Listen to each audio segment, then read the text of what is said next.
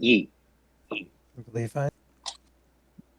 Sound off, everybody. Oh, we okay, I had heard another- some audio issues, but they're fixed now. Oh, perfect. That means people can hear my angelic voice. Yes. But it means that they didn't hear anything we had said prior to now. Son of a bitch. No. Don't worry. Thank God I didn't start the damn intro. Like, know. oh, But gosh. I don't even think they heard me, so it's just gonna be an awkward amount of silence for the first like 15 minutes. We'll have to fix It's that. fine, guys. You weren't missing out.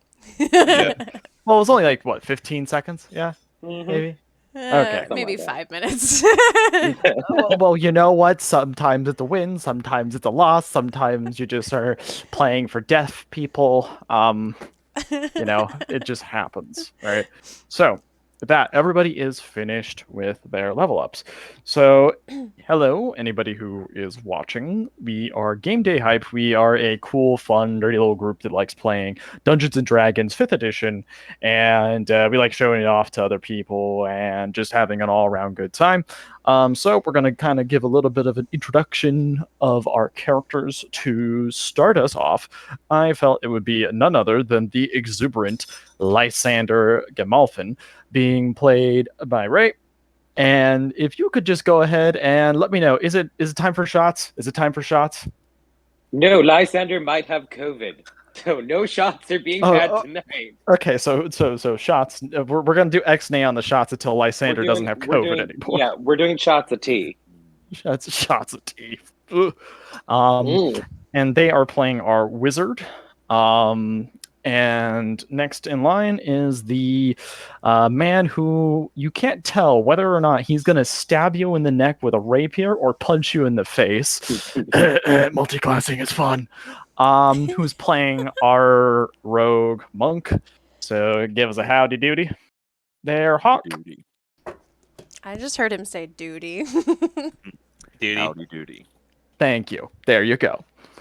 We don't accept only duties here, okay? And playing our ferocious barbarian with seemingly the never-ending pool of hit points based off of the rages, it is Arya playing Anya Lioncrest. Can you give us a roar for us? Rawr. Did it cut out? Rawr. Rawr. Oh God. God, okay. Terrifying. So scary. Ah! It's like a middle. Gosh, if middle school was me, I'd still not be terrified. But and playing our druid who just found some interesting stuff last session is none other than Yavin. Who would you mind just giving us a howdy? Howdy, y'all.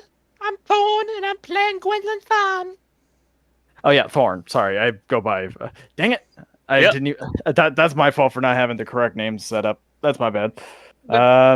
And last but certainly not least, here to give us all the good word of the morning, Lord, and not in the don't ask, don't tell way like the Catholic Church. Belagor Brightblade being played by Mead. Can you give us a hey there, Mead? Praise Lathander! Oh, Yep, no. exactly. And Did you Praise say me praise or indeed. braise him? praise. Oh, okay. I thought we were cooking Lathander for a minute. God, no. He's a god. Praise How are you going to cook a him. god? I don't know. It's like, Praise is that like him. some sort of church special food or something like that? It's like, I know how to make holy water Braise him in holy water. by boiling the hell out of it. Oh I'm no. craving brisket now. Me too. I'm hungry. I could go for some barbecue. Mm-hmm. all right, cool. With that though, who would like to say what happened last time on Dragon Ball D&D? I would, if that's all right. Any other takers? But first, do you want to check if you have inspiration? Not have inspiration, which is why I'm offering. Okay, go ahead and go for it, but let's keep it just kind of quick, so make sure you get just the major areas, yeah? Okay, yeah. So, made a plan. Have our allies take on the main druid forces while we sneak behind and burn the tree. Tree didn't burn very well, but we did kill it. We killed a bunch of blights, came back, Mayor's dead, most of our allies are dead, everyone's kind of tense. Gwendolyn found a spear. And now we're kind of chilling at the winery. Hmm. Okay. Negative inspiration. Nope. kidding. That's exactly what I wanted. So That's inspiration. exactly what happened. So go ahead and give yourself that inspiration. So where you all are at now, you are now level 5, having gained the benefits of a long rest, and are chilling at the Wizards of Wine winery. You guys were all able to kind of rest the night there, speak to whoever you wish and such. And now, oh, did somebody say something? I did, but I can continue. I'll say it in a second. Okay. So you now are at a little bit of a crossroads, literally and figuratively. You can try and, because you are now at a point where you still have to get back with the dress to the abbot. However, and if we want to go over to our handy dandy calendar, you can see how much time there is left. You have so it's going to take 3 days in order to either get to Krezek or to get to Villaki. Okay, so that means that's going to put you on the 16th. Okay, that means that, say if you go to Krezek, and say if she is not there, then there is no chance you're going to be able to get there, get the dress, or make the dress, and then bring it back to Krezek in time, if she is not there. However, furthermore, if you go to Villaki and she is not there and has already acquired the tools, the time it will take for you to be able to get to Krezek from Villaki, it'll be day of, and it's going to be almost like we're talking extremely narrow margins here. So it's either way is a risky business, whichever path you take. It's now the next day, Esmeralda is preparing her wagon and such, because she plans, regardless of party direction, to be going to Villaki. Ismark is getting some of the dead burgomaster, as well as the dead guards, like basically loaded on a cart, and is going to go straight for Krezek. And that's currently the breakup of the group at the moment. So, party members, what will you all do? Hey, Zach. Yes. I have a quick question.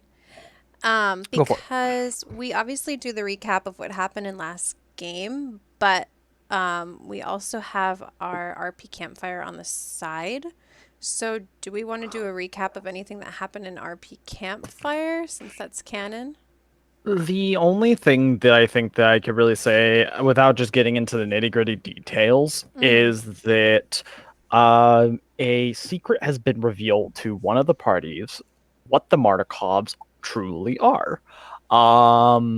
As for, the rest of it, it was just kind of talking between the other Martikovs and the other party members and such. If it's all right, I would like to find Belagor privately. Okay. Is this about the sending? Well, yes. Well, technically, no. Actually, this is about something else. This is technically supposed to be kind of like a night before, during the long rest. Well, I'm saying it's morning now, so God damn it, that so would I wanted would to have do been this more. that would have been something that you would have had to have done during RP campfire. I know. I just Belagor said he wasn't feeling well, so he didn't have a chance to RP. Yeah, well, sucks to suck. No, Fine, I'll find him now in the morning. I'll just gently pull him aside. Can I speak to you for a second? Sorry, I had to sneeze. Yeah, sure. What can I do for you? Leave her aside. Are you alright? I've been better, but I'll pull through. I'm sorry about your friend, your fellow cleric. We knew it might happen if we came here. It doesn't mean you don't have to grieve. And it doesn't mean we won't think less of you for grieving. Well, that'll have to wait until we have time.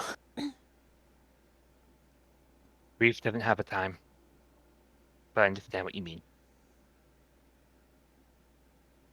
We should probably get back to the others.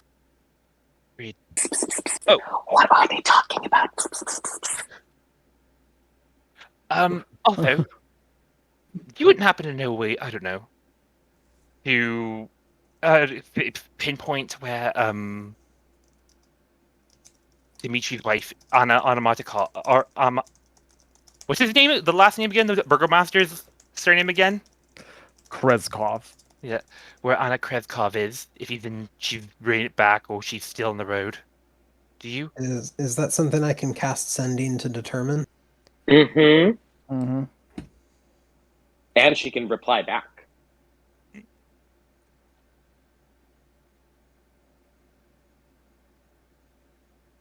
Yes, indeed.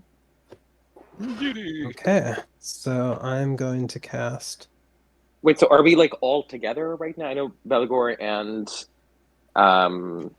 Gwen are having their own conversation on the side, but are the rest of the party members together, or are we still in our? I would respective assume so. Vesper, Anya, Lysander, would you all just be kind of together, getting ready to go on the cart? Yeah. Well, this is Yeah. the next morning, you said, right? Yes. Yeah. Then, yeah. And they're obviously gossiping about Gwen and Belagor having their side conversation.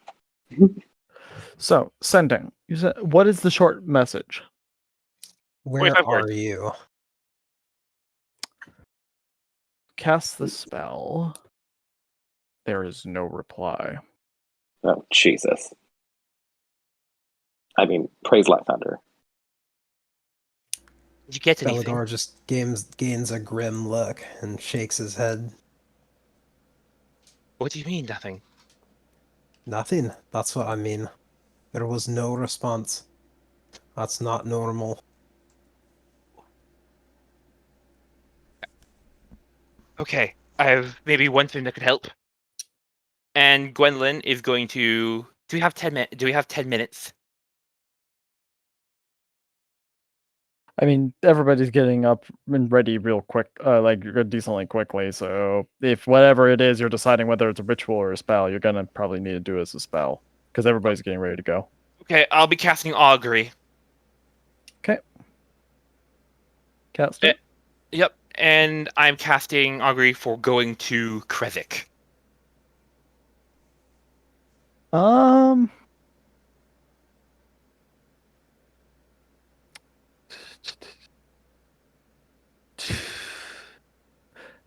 Nothing. This is very perplexing. She looks down at the bone, the runic bone she just rolled. There's no straight answer. No wheel, no woe, no both, just nothing. Something's interfering. Maybe the bones are just tired, like Anya's bones. Did Yeah, you what's say that going like on? just like as you all storm up to the group? Yeah, she like overhears the end of that and just kind Yep. of interjects. Same. That still concerning. What do we do? Head for Krezek or head for Villaki? I would suggest heading for Villaki and maintaining the plan. We knew which road she was taking, yes? She pulls out the map of Barovia. She was going by...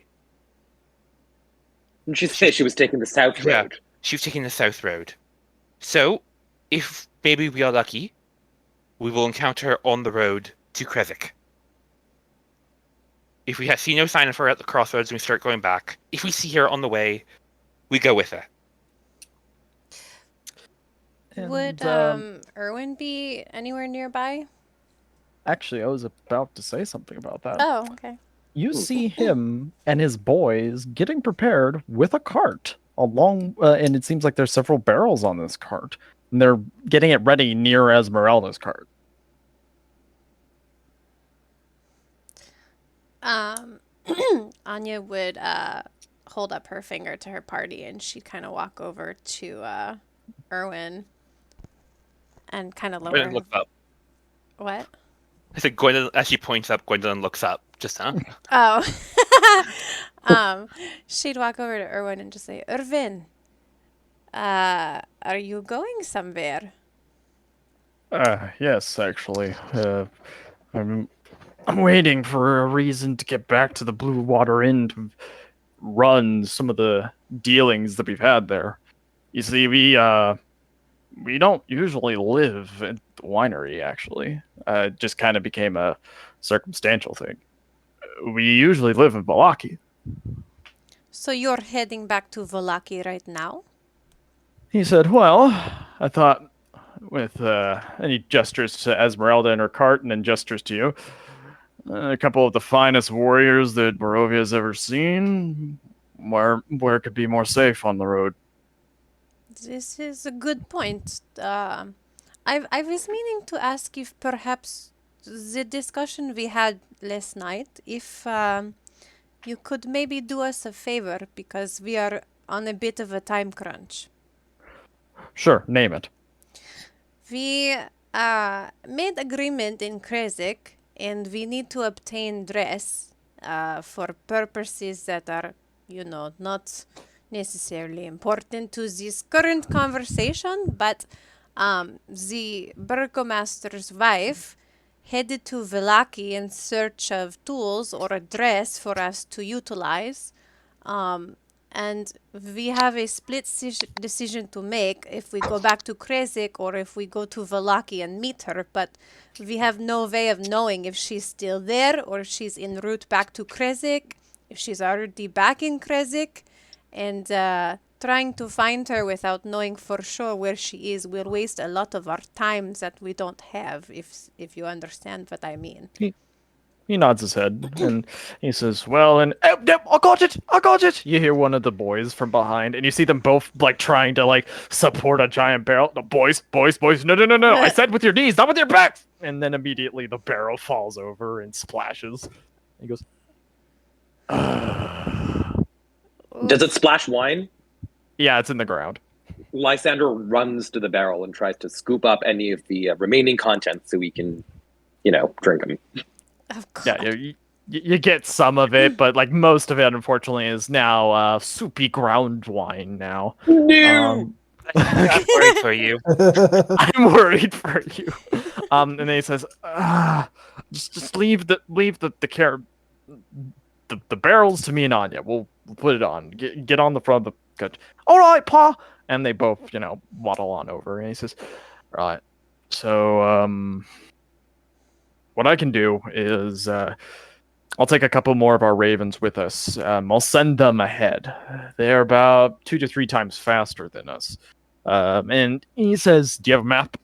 Who has map? Who's Gwendolyn? Come. Comes over, unrolls the map.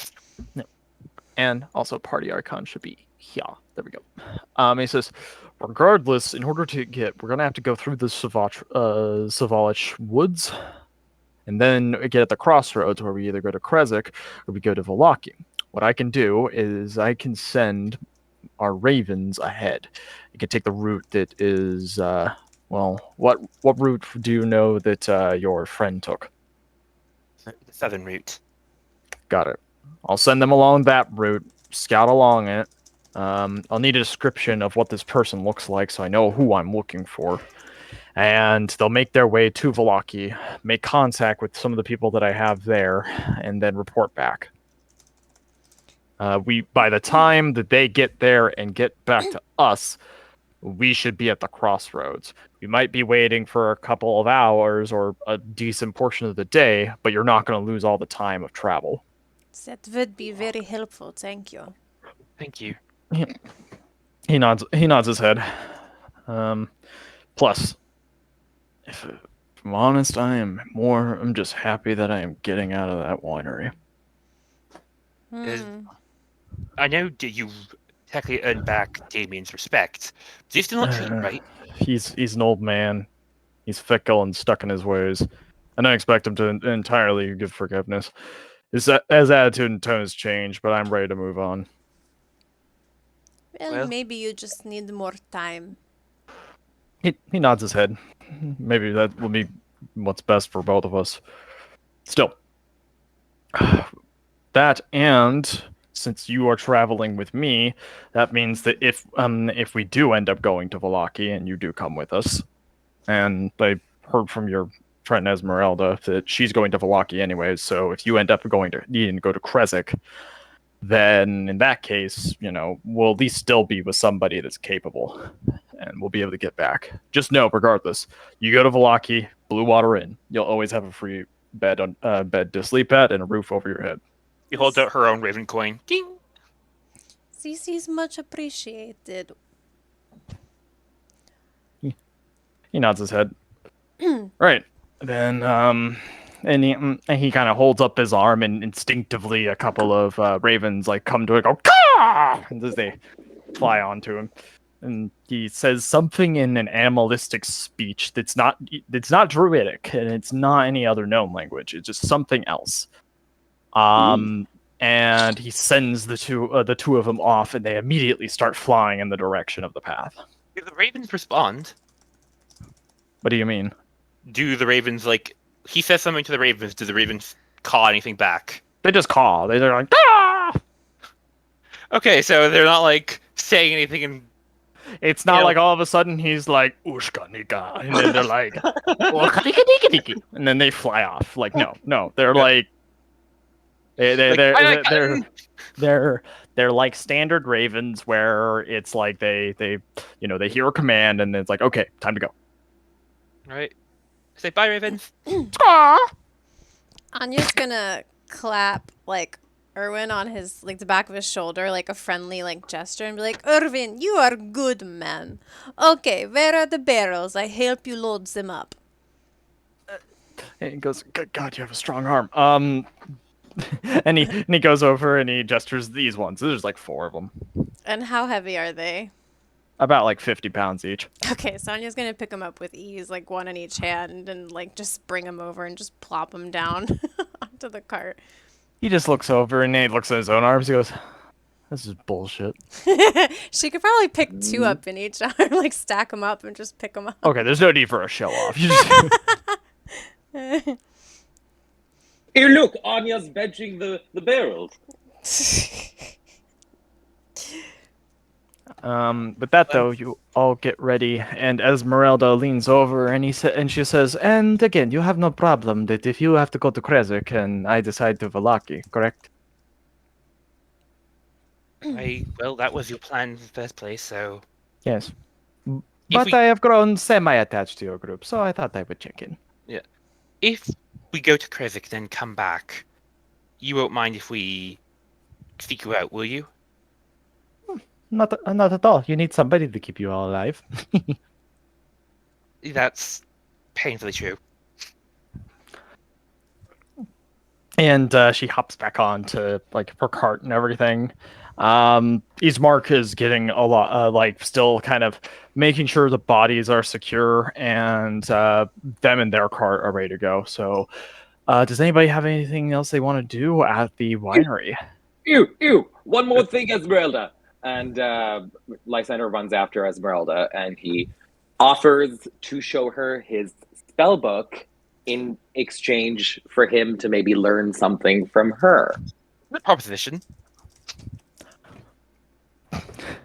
It's also spells, right? I just Yeah. need to make sure that. Okay, thank God. Let me go ahead and snag it. She gives it a glance and says, I'll give you this one. And she is going to. So she kind of looks at one of them, right? And keep in mind, it takes more than just jotting it down, so you're gonna have to spend time before you know this one. But the one that she gives to you is mirror image. Ooh, So go ahead and add that to your spellbook. I will. Ew, fabulous. Thank you. All right, and so you all are gonna hitch a. Sorry. Okay, go for it. I want to go over to Ismark. Okay. He's getting all loaded up and everything like that. He's checking some of his weapons. He gives a glance at you and says, "Hey." Is there anything we can do to help you?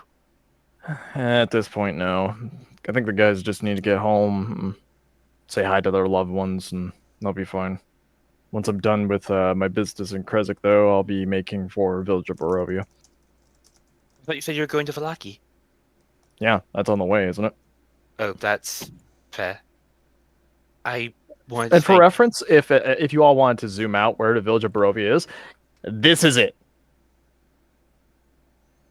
Ding! All the way over there. I just also wanted to say thank you. Truly. Yeah. I didn't entirely mean saying that I regretted letting you all in. Just sucks is all. It's Just make sure as you and your group go forward that the men who died that day, their sacrifices are worth it. If you can guarantee me that. maps and names. He gives you a list of names because the DM doesn't have that Yeah. prepared. And she takes it. Takes the list. These names will be remembered. I swear. He nods. And if you need anything from me or us, do not hesitate to call.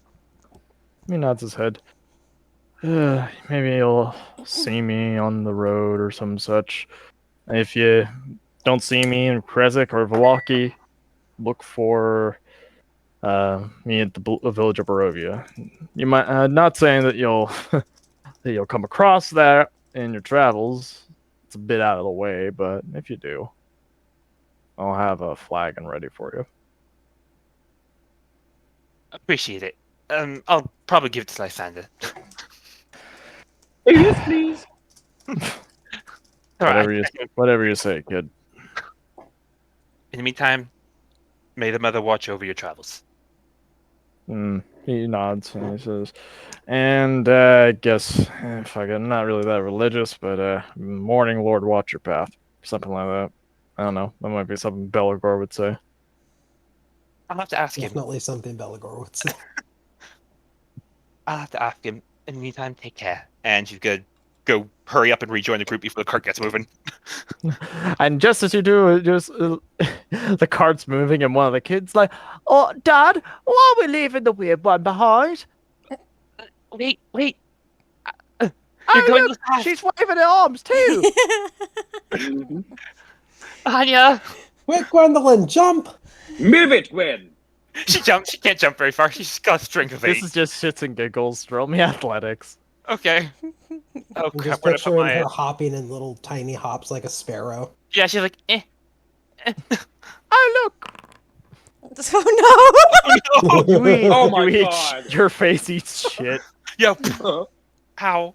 Belagor She's hops not- out of the cart and runs to pick her up. All right. After this Ow. point, I'll let it be that you get her. See, that's what happens when you lollygag around. I was just thinking. Oh, about- be nice. Dude, I'm just saying. So, how long is the trip? It's more than a few. It's more than a couple days, right? Which way we go. Yeah. So the thing is that by the time you get to Villaki, so to here it's gonna be a day. By the time you get to Villaki, it's gonna be 3. Okay. Then, in that time while we're traveling, I would like to attune to the blood sphere. Ooh. Okay. One moment. Meanwhile, Lysander is using the mirror image to admire himself. Good God, you look gorgeous. I wish. So do you. Oh, I Oh, love thank you. you. I could totally Oh. see that happening. It's like, or Lysander is just like, you want to know what would make this much better? All of a sudden appears, so all the mirror images don't have clothes on. That's better. While Lysander is admiring himself, Gwendolyn just unwraps the spear so everyone can see it. All right, I'm That's gonna. interesting. So 1 second. Profound. Let me. In a second, I'm gonna reveal a note so that everybody sees what the blood spear looks like. Newton Spearin. Blutenspeeren! Das Blockensperr. Is this a magic item that I can get placed in my sheet, or That's what we're going to be working on in a sec. The Okay. reason being is because I don't have the actual. I don't have like the weapon in DDB, so I have to make like a custom one. But I'm doing that like right now. I wanted to see if you would try to attune with it first, though. So you are attuning with it. yes, the RP campfire convinced me to. Gotcha. So it's just the image, so it's not going to have a note with it. But in a second, I'm about to reveal to you once the image uploads. Dun, dun, dun. Dun, dun, dun, Okay, dun, so- dun, dun. So all right. All right, you should be able to see within Misk Notes the blood spear, and you can see what it looks like. Oh, that is a bloody spear. Yep, and let me go ahead and pull up the item description parts for it. Gorgeous. So is this while Lysander is marveling at himself in mirror image? No, that's not. It's not. I'm still learning that spell. Yeah, I will say she does stop as she like pulls it out. She looks to Belagor and says, "If I start acting strange, well, stranger than usual for you, will Sorry. you? I don't know. Do a check-in." I'll do my best to exorcise anything that possesses you. Yeah. You gonna It's make my- it do jumping jacks? Exorcism. Different kind of exorcism. Here. All right, so this is a +2 spear. Ooh. So 1 sec, let me make sure. Do I didn't have proficiency with spear. Okay, I do. Thank God. Well, spears are not a martial weapon, I don't think. Simple weapon, yeah, but you never know. I could have not been. Hey, very true. So let me just check this real quick. But yeah, that's what the blood spear looks like. And as you do attune to it, you hear the word Kavan in the back of your ear say, "And now we will face Strahd together."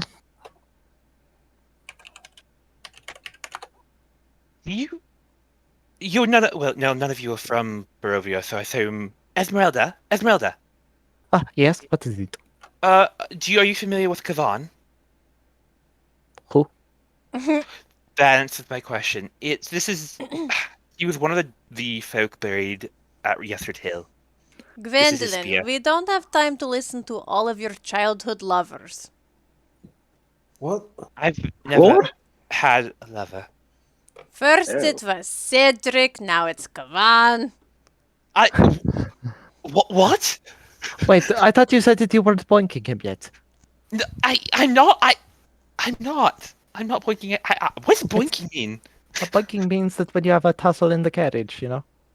Now, Oh. let's not virgin shame her. Your cheeks turn purple. Just. It's absolutely fine to be a virgin. Ain't nothing wrong with it. Lysander would know all about it. Oh yes, indeed. I don't know. Lysander seems like he has forgotten what that's like many, many, many decades ago. As much as I'd like to disavow that, I can't. The way you said that. Regardless. Do you want me to cast Cure Wounds on that, Lysander? No. Save that for Hasha burn. Okay, let's make sure that this is all right. Cool. All right, so and also I misspoke. It's a +1 spear. However, when you attune to this, the main thing that you realize from it is that when you hit with a melee attack using this magic spear and reduce the target to 0 hit points, you gain 2d6 temporary hit points. He holds up the spear. Lysander, come here a moment. Oh, what? No, I'm kidding. But that if is I- the blood spear. I think if I killed something with this, it would bolster me. What do you mean? How do you know that? It's strange. I've been tracing the runes upon it, attuning to its magic, figuring out who Kavan is. Ooh. He is like a vampire, but not a vampire. He hunted it in the night, and slept in the day. And he drank the blood of his prey, and he lived underground. And this was a spear, and she just holds up this very blood-stained spear. Ugh, Oh, gods! it's hideous. I think that's why it's called the blood spear of Gavan. Felagor, it's a cursed artifact. We must destroy it immediately. Oh, I don't know if it's cursed. It's druidic. Just because it's druidic does not mean it's cursed. Do I Is it disrespect sharp? it? She pricks her finger on it, draws blood. It's very sharp. Well, you didn't need to go that far. You could have just said yes. Well, I want to know for myself. Well, as long as you put the pointy end in the other guys, I should be fine with it. She points to Spirit Lysander again. It's evil, I tell you. Where did you say you found this? In the mud? It when we were heading back down Yester Hill, I heard a voice, and Gwendolyn. I saw one of the stones, one of the graves, open, and this is the spear I found within. It was calling to me.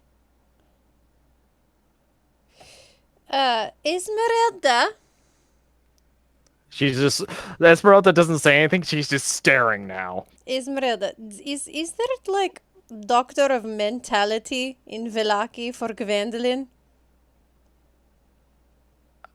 I do not know, but I am not sure there is enough doctor in world to help that.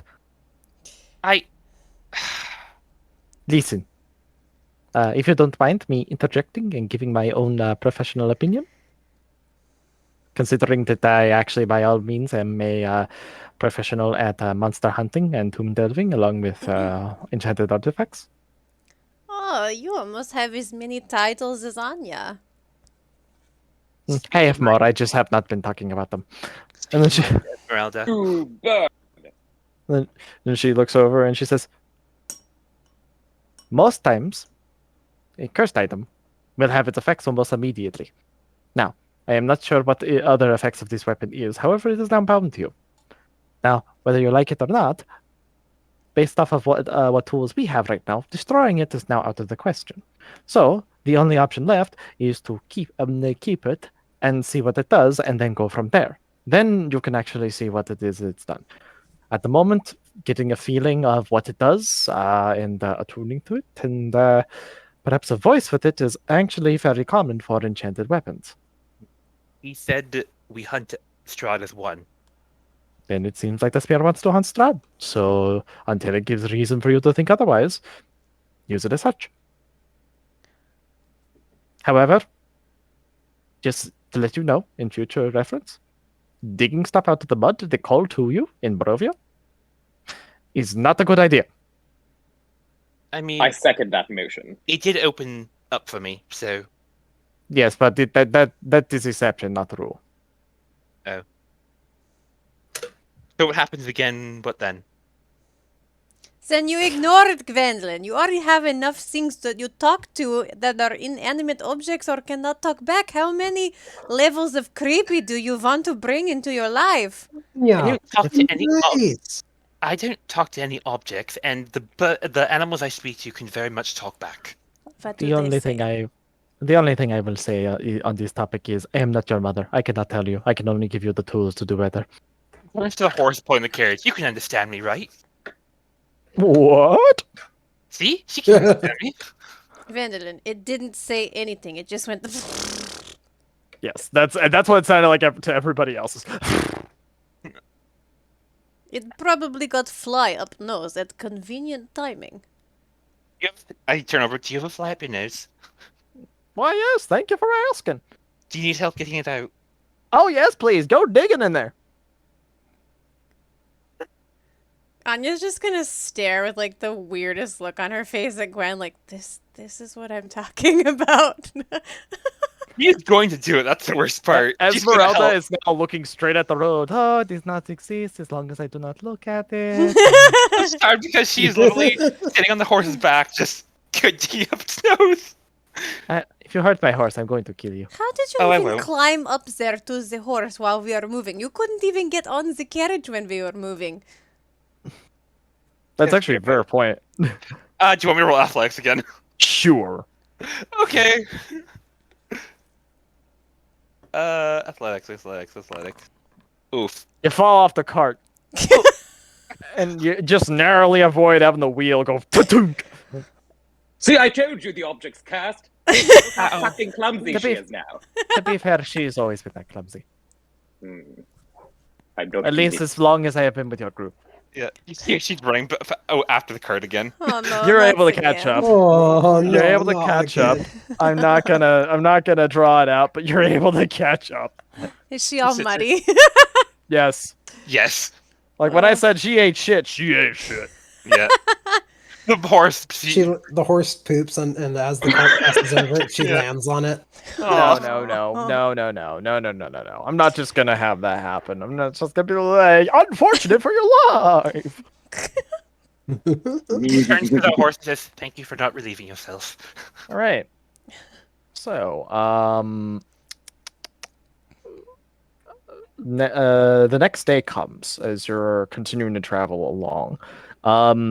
And somebody roll me a D100. However, there is a buff. So go ahead and roll a D. Somebody else roll a D20 as well. I'll roll a d20. Oh, All right. Why'd you roll two 1D100s? I don't know. And how did you still get a collective of 6? No. That's like the nat one of 200. Impressive. If this was a divine intervention, your god would be there. So, if this was normal, y'all be having an encounter right now. However, because the guidance of the ravens and such like that, you're actually able to avoid combat along the road. Oh, snap. Aww. I am starting to change my opinion of birds as long as they don't shit on me. Squaw! Oh, great. You hear right next to your ear. And at which point, you guys all get to the crossroads. Ismark, kind of hops off of his cart as your carts kind of hold here, and Esmeralda says, "I can hold this here for a couple of hours while we wait for your little messengers to come." And Ismark approaches your group and he says, "Well, we're going to be going back to Krezek to bury the dead. Try to ease things in the town for your arrival so things aren't as heated." We appreciate it. Yes, thank you, Isma. Safe travels. Yeah. I love And- you. What the f- I just heard a tiny, I love you. Yeah. Oh, okay. Lathander, do you have hearts in your eyes? No, it's just allergies. What are you allergic to? It's just allergies. I don't You think wed, those it's are you. hearts. You, Gwen, it's you.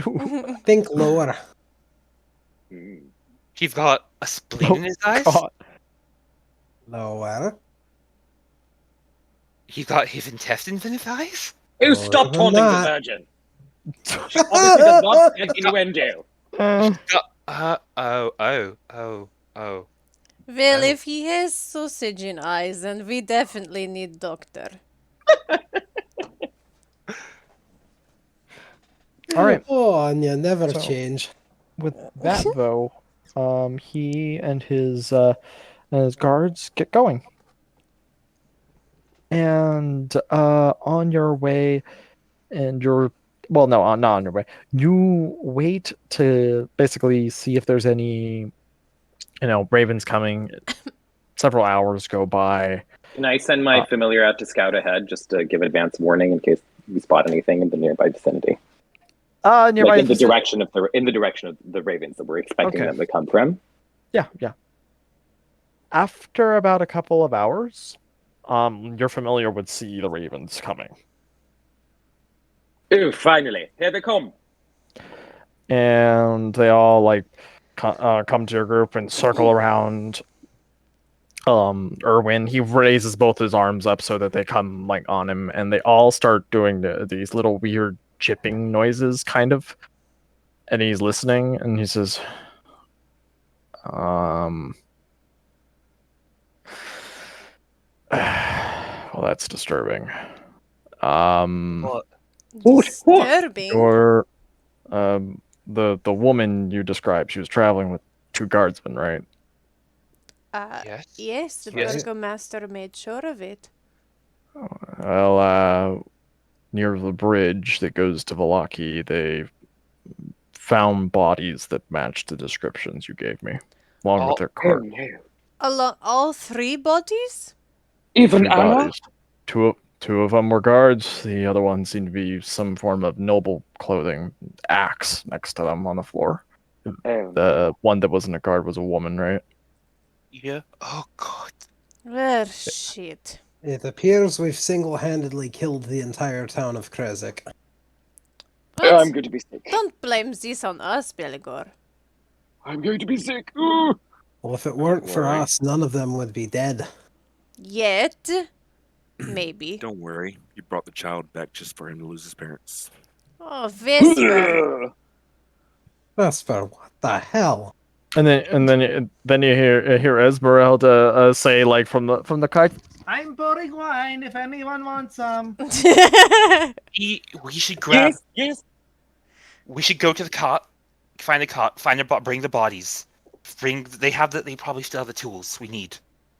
They may not have even gotten to Villakis. They might have been slain before they even Well, reached. We've got to retrieve the bodies anyway, and we'll be going that way as it is, so that they have seems the like a tools- solid plan. If they have the tools, we turn around and head back. If they don't, we continue to Villaki. Even if Anya they have has the idea. we'll still need materials. What carrot. if... How many days do we have left until we need to have dress in hands of Abbot? And actually, let me go ahead and move the ticker over since a day gone by. So you have 1, 2, 3, 4. So you're a 2-day ride from Villaki, from where you are currently, which would put you all to here, the 16th. And then it's going to be a 3-day ride back to Krezek, which puts you that you will arrive day of that you need that dress to the Abbot. Okay, so what we need to do is travel at breakneck speed. We need to retrieve bodies and retrieve tools or dress back to Abbot. Gwen, you need to sew your heart out on the carriage. And when we get back, we need to beg the Abbot to bring the burgomaster and his wife back to life. Agreed. Agreed. Yes, fine. Esmeralda, how fast can your horse go? And she looks at her horse and kind of rubs its neck. Very fast. Why? Okay. Gwen, you might want to strap in then. However, I must say that you're not taking my cart, and I will need to stay in Villaki in order to find my master. Then Erwin would chime up, and he says, "Well, unlike you, we have no use of the cart once we get back, so you can use that." Thank you, Irvin. And how fast is your horse? He looks at it, and you see one of the kids trying to feed it another apple. Nope. We already said, boys, no more. What if it got your cart got a second steed? We'd have to pay for it, but yeah, that'll make it go way faster. I can make it go faster for a time. He says, "All right." Anya What's will the- make sacrifice too and only have 1 breakfast instead of 3. Oh God. Gwendolyn is gonna take off the cart, and she steps over to the horse, and her form seems to like crack, and like kind of like it's like you're blowing away a pile of leaves as it's getting years away, and instead there is a gray furred elk standing there. Oh, cool. Like it's weirder. Oh, dear. There's really no bottom to that well. And he says, all right, so plan is we're going? Yeah? On. What the What? Is that the noise? That's not. Isn't that the noise that Alex make? I don't No. fucking know. Yeah, No, it is it's not. actually. Is Yes, it is. Yeah. You guys, there's something wrong with this horse. That's not a horse, Lysander. Anya's going to have nightmares. And that is not good for anybody. And then Esmeralda, I'm like basically gets some receipt ready. It says, right, so we have a plan, we know what we are doing, and you have a way of trying to do it, so let's get going, yes? Yes. All right then. I'll take a bit more of that wine. She pours just a little bit more for you, but only like a shot glass more, and says, I'm saving it. I'm saving it. And then she Yeah. puts the bottle away. Yeah. So I can do this for 2 hours, but then I have 2 wild shapes, so I can use it twice. Okay. So I can get 4 hours of elk assisted travel. Okay. Are you doing this now, or are you gonna try to do that when you have to get back? 'Cause- Probably one there, one on the way back, right? yeah. All right.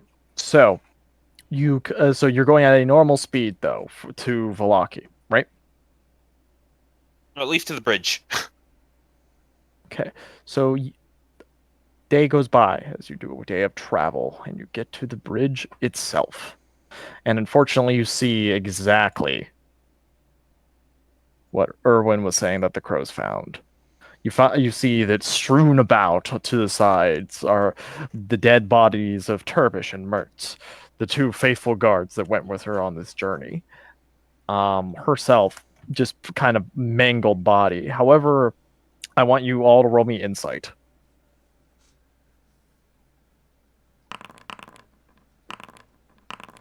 Oh, I've been rolling terrible. That's weird. We all rolled bad except for Anya, who usually fails insight checks. And Lysander, we both got 20s. Mm-hmm. So, yeah. So here's the thing: Lysander and Anya are going to be the two that really recognize it. Anya, you know this because of sort of your experience with beasties and such. 'Kay. Lysander, yours comes from a more academic standpoint. What you Mhm. realize is that the claw marks on these on the carts are from that of lichens. So, like, Lichens. if you do, so out of character, you both know what lichens are. Yes. Like werewolves and whatnot. Mhm, exactly. Shapeshifters. The wounds on their body indicate that they're ravenously attacked. They had no chance, whatever it was that attacked them. This is concerning. Indeed, it looks Did like not the work of lichens. Did Krezek not say that they were suffering from attacks of lichens in the north? They said And- wolves. Well, They said these are greater- wolves, no, but Well, They this said is bigger. much greater than worse. wolves. They said greater than wolves. These are greater than wolves. They are wolves that walk with bigger paws. Some call them werewolves. And they Where? stood no chance. There, wolf. There, castle. Gwendolyn talking is like going that? to go to the I thought cart, you wanted to. Go for it, Gwen. and she's going to try and look for supplies or whatever, if they came, anything. There's nothing on the bodies except for the broken armor and spears on them. You find some provisions and such. However, you do find a note on Anna's body. I take it out and I read it. And do you read it aloud? I'm going to read it quiet first, and I'll read it out loud. Okay. My dearest Dmitri, we have gone through so many hardships together, and I know that before us is an even greater task to make sure that our boy stays alive. We have endured so much together, and there's still more to come, but I want you to know that I have been faithfully through with you every step of the way, and that when we get through whatever this nightmare is, we will finally maybe have some peace. If not with the rest of our children, at least with our baby boy. Oof.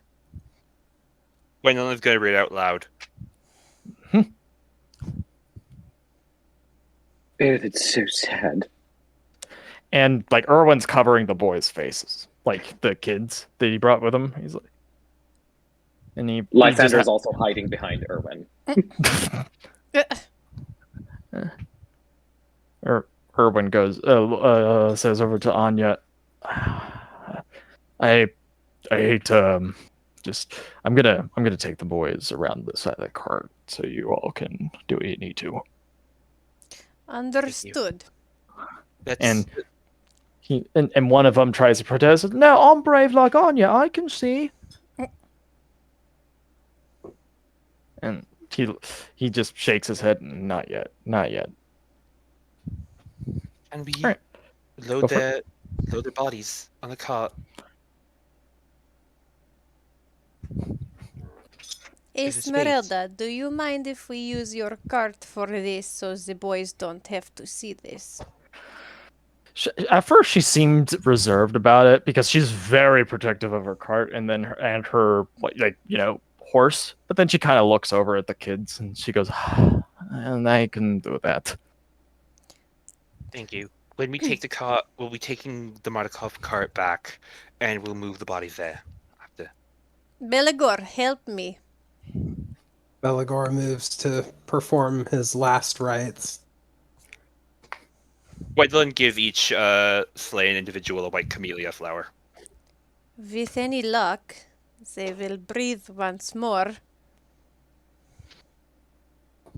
The Abbot might ask more of us. Well, one problem at a time, yes? Agreed. And Anya would help hoist the bodies gently into Esmeralda's cart. All right, you help hoist them up into the cart, and then you all get ready to, I'm assuming, travel to Villaki. Yes. If there's no weaver's Mhm. tools on the cart or anything, Unfortunately, there are no tools. it looked like they died on the way, like they never even made it to Villaki. Correct. That's upsetting. Balls! Sorry, that just kind of slipped out. It's fine. This is... I should be used to this. Sadly, Anya is used to this. I do think I'll have to get used to this. I will be right back, guys. All right. So you all get back in the cart, and you start, traveling on back to, well, not back. You haven't even been there before. Haha. But to Villaki. And unfortunately, the part that I was going to reveal was specifically for Beligor, and he popped out for a sec. Uh-oh. So I'm going to use this as a 5-minute restroom break. When Beligor comes back, tell him to not leave, because there's something specific for him. Yeah, there's a Be'lakor cutscene. It's not a cutscene, but you'll see. All right, 5-minute break, though. Okay, woo. Hello, chat. Yes, hello, chat. Yes, hello, chat. Yes. Do you want a very strong woman to lift up things for you? Do you want a highly neurotic mage to cast spells for you? Do you want a creepy little girl to hide under the bed and tickle Yeah, your you want toes? like a little mini hag to drive you insane? Then call 1-800 Game Day Hype. We also provide Lathander services, and well, if you need somebody shanked, we got that too. Mm-hmm. Or if you just want to talk to birds and rocks, we can also do that. Or Can't talk to if rocks you yet. want to have staring contest, arm wrestling, or bar fight, I'm your girl. And if you want to invest in Barovian stocks and bonds, Vesper's your man. He's got quite the portfolio. I'll take very good care of your money. Mm-hmm. Though you may never see it growing, just shrinking. It will be it will shrink with care. BRB, quickly, I'm grabbing myself a drink. I wish I had a drink. I have drinks, but they're not alcoholic. Yeah. Sad day. Mm-hmm.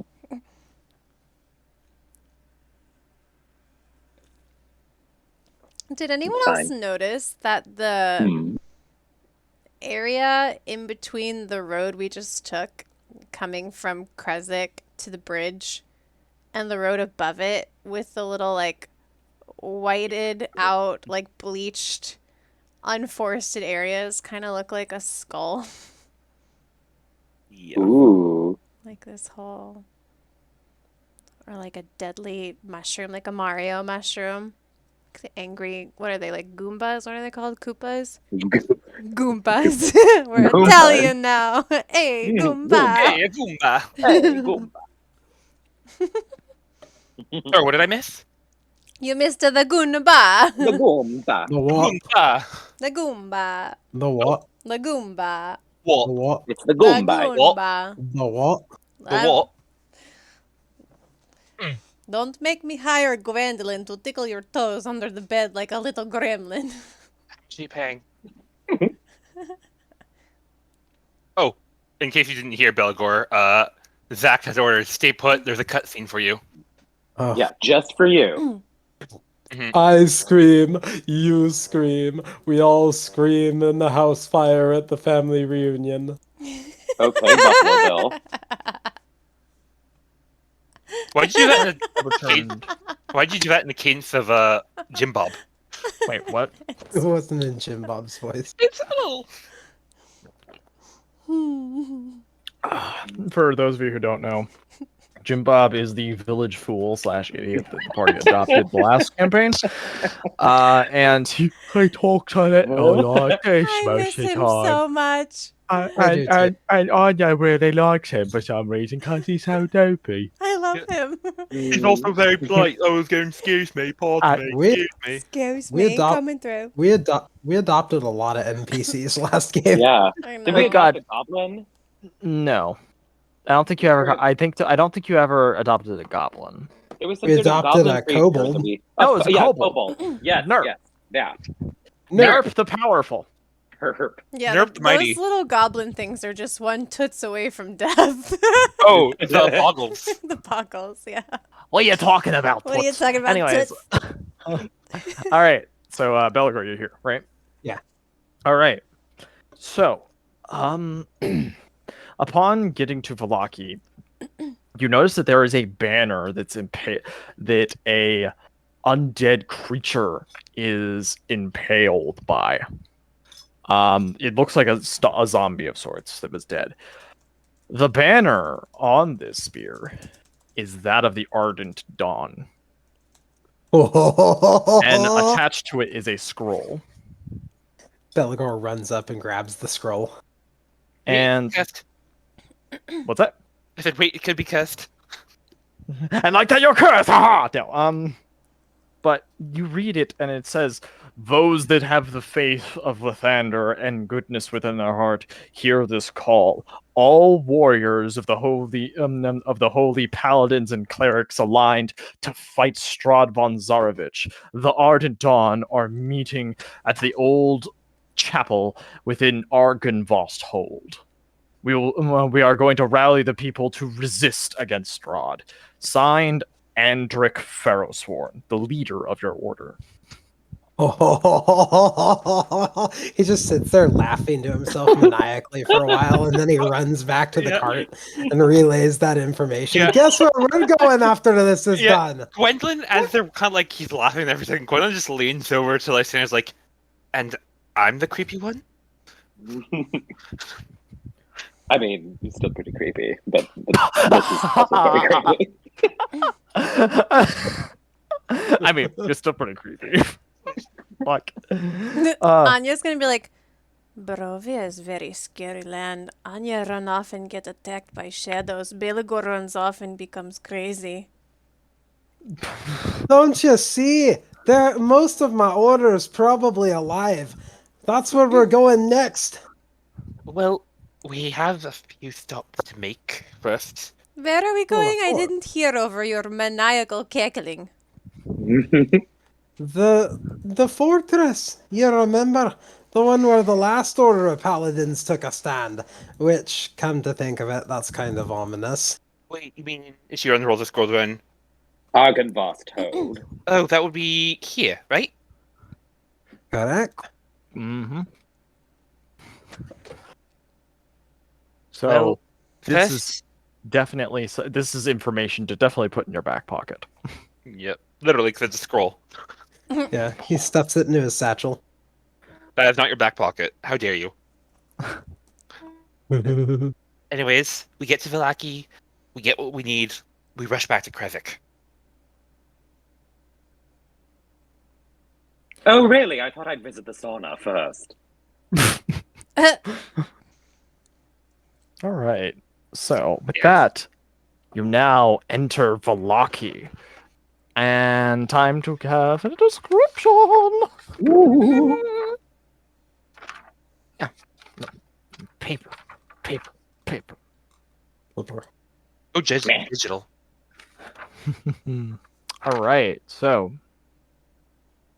the description of Villaki is: the old Savalich roads meanders into a valley watched over by dark brooding mountains to the north and south. The woods recede, revealing a sullen mountain burge surrounded by a wooden palisade. Thick fog presses up against this wall, as though looking for a way inside, hoping to catch the town aslumber. The dirt road ends at a set of sturdy iron gates, with a pair of shadowy figures standing behind them. Planted in the ground and flanking the roadside of the gates are a half-dozen pikes with wolves' heads impaled on them. That looks unsettled. And as your carts approach there, you hear a stern voice, "Stop right there!" Must come. All right. And the gates open, and a couple of guards come out to greet. And then one of them, Their shawl. and they start looking around at your cart. And one of them stops and pauses, looking at the bodies that are on Esmeralda's cart. And he looks up and he says, "What's your purpose for bringing these ones in?" Well, they're not really supposed to be coming here as much as we're bringing them with us since we're going back to Krezek. We require weaver's tools. Weaver's tools? Yes. Well, good luck. I'm not exactly an expert on that. But I am an expert on the fact that if you're trying to go to Krezek, why not just go to Krezek? Because we have to stop here first. These individuals here went to go in our stead and were slain. We made a deal. We need to honor that deal. He kind of licks his lips a little bit and thought, he's holding up the torch. And one of the other guards says, "They're all right?"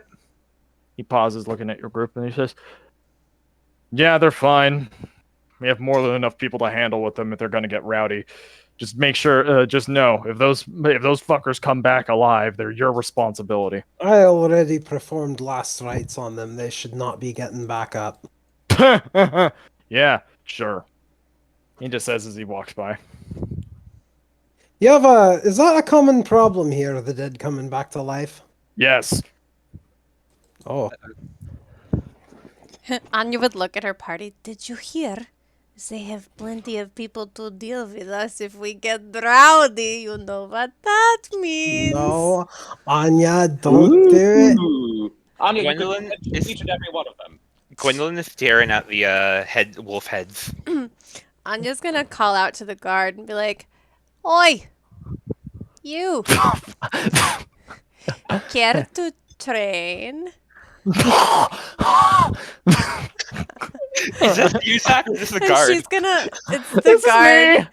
Oh, and she's gonna like hold up her axes and kind of like wiggle them all wide-eyed and like wiggle her eyebrows too, like, "Ooh, train." Propositioning him. And then she says, "Maybe at the guards' barracks." Aha! And he gestures for the cart, and he says, "We're letting them in." And then you see Esmeralda, like, she's like, "Oh, I thought they would have to fight my way in." And she she's like one of her daggers. Anya's ready. gonna like grin widely at the soldier, and she's gonna point and be like, "I like you. I like you. I come find you later." And then you hear one of them says, "Hey, Eamon, Mhm. there's someone here that wants to trade." Ah, finally, someone that we should trade. and and a man steps out, and he has a kissy face and an eye patch, and he has a sword, and he says, "So you told me you want to trade? Hmm. Ah, I care Well, to meet me trade. at the barracks. Okay, I meet you Well, there. Wolves do not wait for their prey," he says as he walks away. Wait, do we have any? She leans over. Do we even have time for this? And Yeah. but with that though, as you open the gates, here's the thing: outside, very brutal, dead wolf's head mounted on pikes and such. And it's very much just like you can tell that this is a somewhat brutal, um, you know, affair in terms of what it looks like. And as you step inside to the town, you're greeted with warm fires, actually. And you see at the epicenter of the town a massive circus tent Ew. with a bunch of people walking around, having like cheering and such like that. And one of the guards says, "Right, so right now, what you're in the midst of is a festival. Okay, we don't want any trouble when this is happening. This is Villaki. This isn't a dumb shit place like Krezek or anything like that. So we don't tolerate any of the bullshit. You get?" We got. Anya have question. He waits. Wait. So Oh, wait. no. Does everybody say you got it though? I'm waiting for other responses Yeah. too. Yes. Yep. And he Anya has looks a over- question first. No, right. Oh, I need okay. to make sure everybody else did first. Yeah, And he goes, right. What's your question? Anya just wants to know policy. If someone starts fight first, if we're allowed to end it. As long as you don't kill the fucker, if it wasn't going in that direction in the first place, knock the fucker out. I love this place. I'll be right back, guys. Do you know where we can find someone who sells tools? Tools? Specifically, like- Weaver's too. Weaver's tools. You know, to make pretty dress. You know, the flouncy little prim proper. Ooh, I'm a lady. Oh yeah, I remember when one of my friend's wives was wearing that. Couldn't stop staring. He slapped me in the face. Right. So sorry, DM's dying.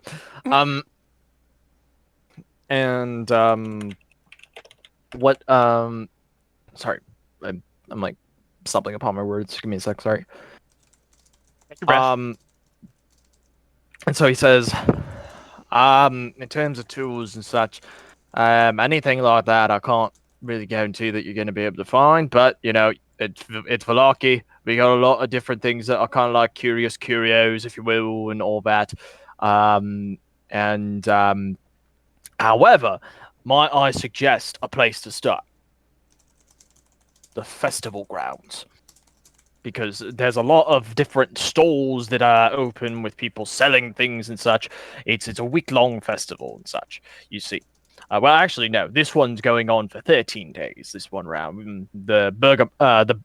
I almost said Burgermaster. The Baron said that he wants this to be a long affair, you see.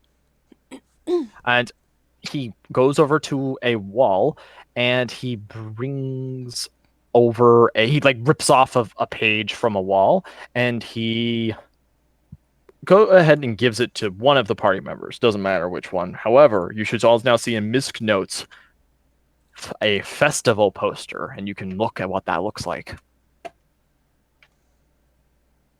And he says, "It's the Wolf's Head Jamboree, you see."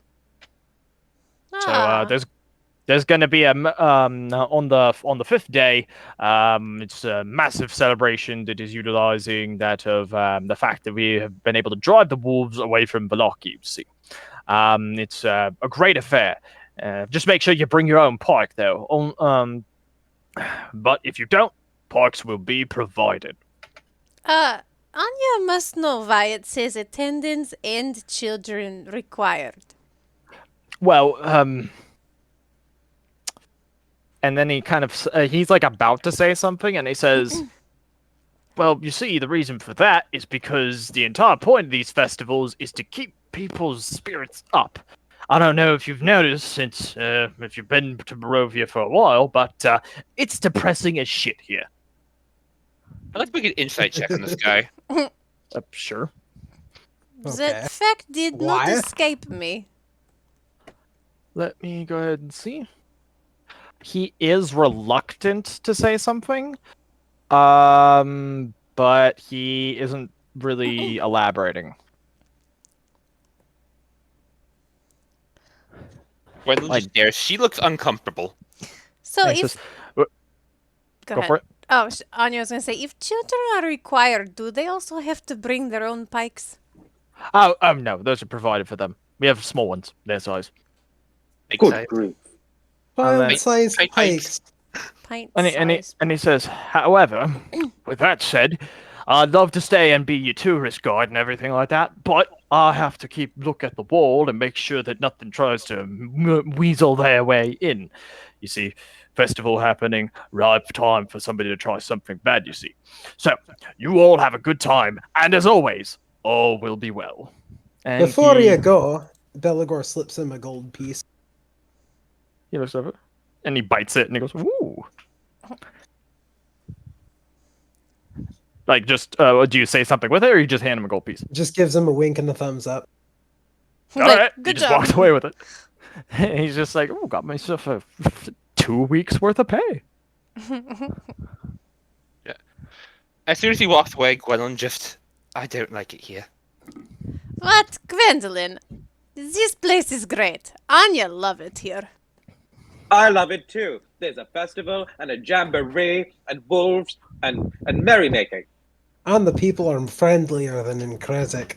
And they want to train with Anya, most important. for you. All will be well. They seem to be ignoring the... This is not the TAFE. What? This is not the TAFE. The what? The TAFE. Is that, I told you. is that I where told you your about- mother did something? I told you about the TAFE before, haven't I? The tide. I think she means Oh. to say teeth. I'm going to type it in just Tithe. the same because I might be mispronouncing Tithe. it. That's Yeah. what she said, the tithe. Oh. Yeah, I might be mispronouncing it because I realize I don't pronounce my TH well. So this is not the ladies' undergarments. I have always been fond of wolves, so I don't like seeing all those wolf head pikes. Well, Gwendolyn, I don't think you'd be fond of them if they were ripping you apart like our friends in the carriage. Gwendolyn looks very unamused. Did- Let's go to the ground, find the Weaver's tools, and get back to Krezek as fast as we can. We can, if we need to do something in Villaki, we can come back right after.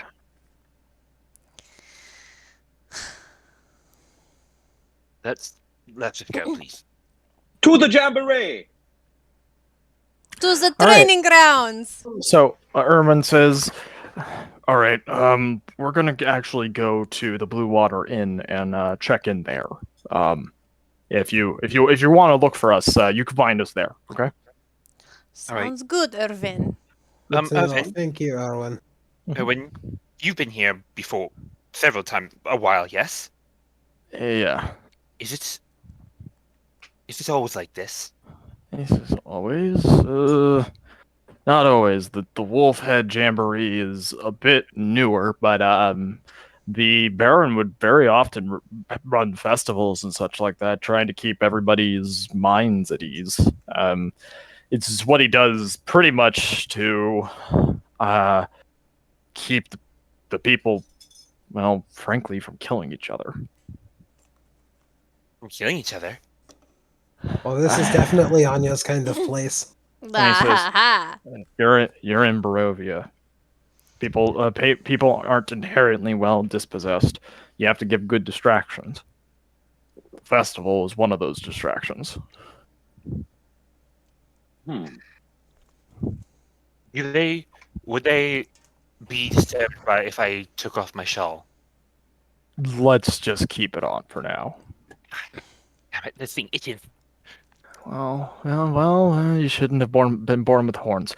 It's fucking horns, Santa Claus. Yeah. Also, did you all see the poster? Yes. Yeah. All right, cool. Yes, good job. Anya's gonna walk over to the boys and be like, boys, are you excited for festival? So his kids? Yeah. And they say, yeah! And one of them says, I'm going to make my own pike.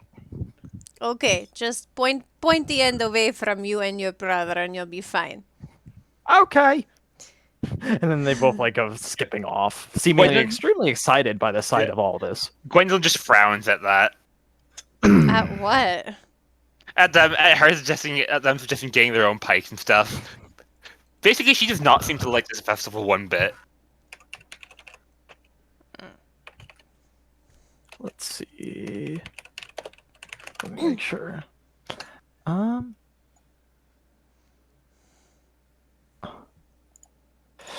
me make sure I have this correctly. So, the plan is to go to the circus festival grounds and try to see if you can find anybody who's willing to barter, say, with weaver's tools or some such. Yes. Right.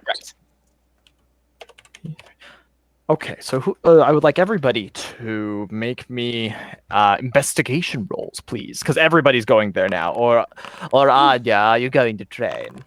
Anya wants to train, but she feels like our party would be angry. He can go ahead. I'm gonna use my inspiration. Okay. All right. Very cool. One moment. I have to get the music going real quick. Play that funky music, white boy.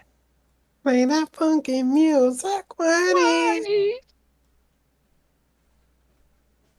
Not quite. Belagor breaks out the boombox. The vendor always provides his servants with boom boxes. Oh, yes. And lots of Molly. Got any of that purple drink? Purple drink. I would like to abuse lean.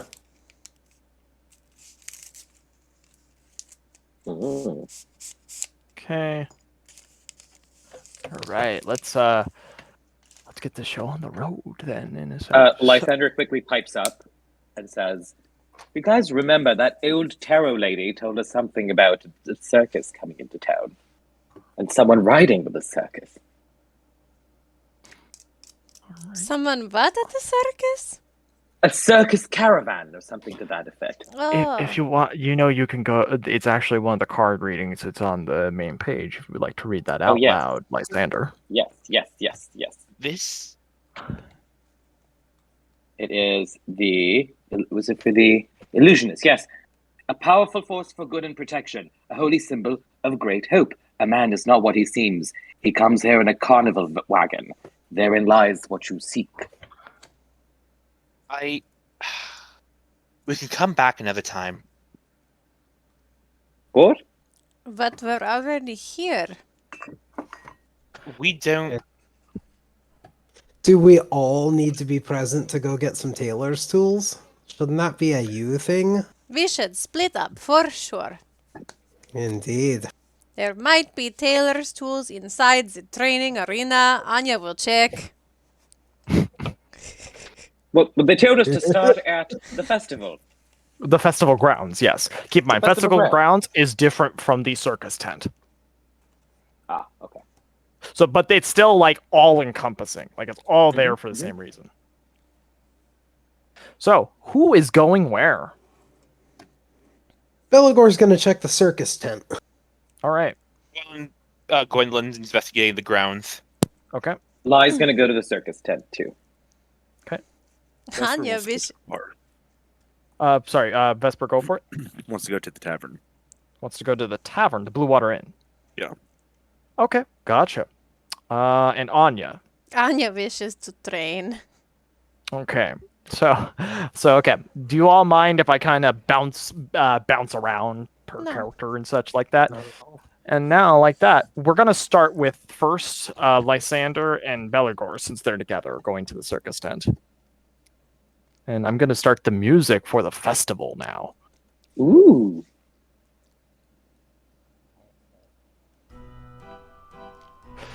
This will be fun, Beligor. Well, So, sure.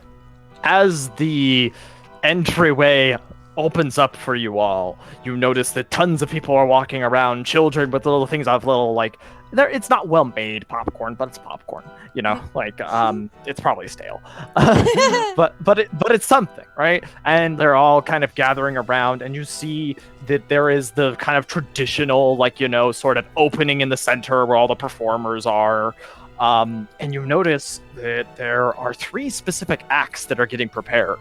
You see a man towards the right that is seemingly a sword swallower, and you see that him like grabbing what looks like a Zweihander. If any of you know what a Zweihander Holy crap! Are you serious? What is that?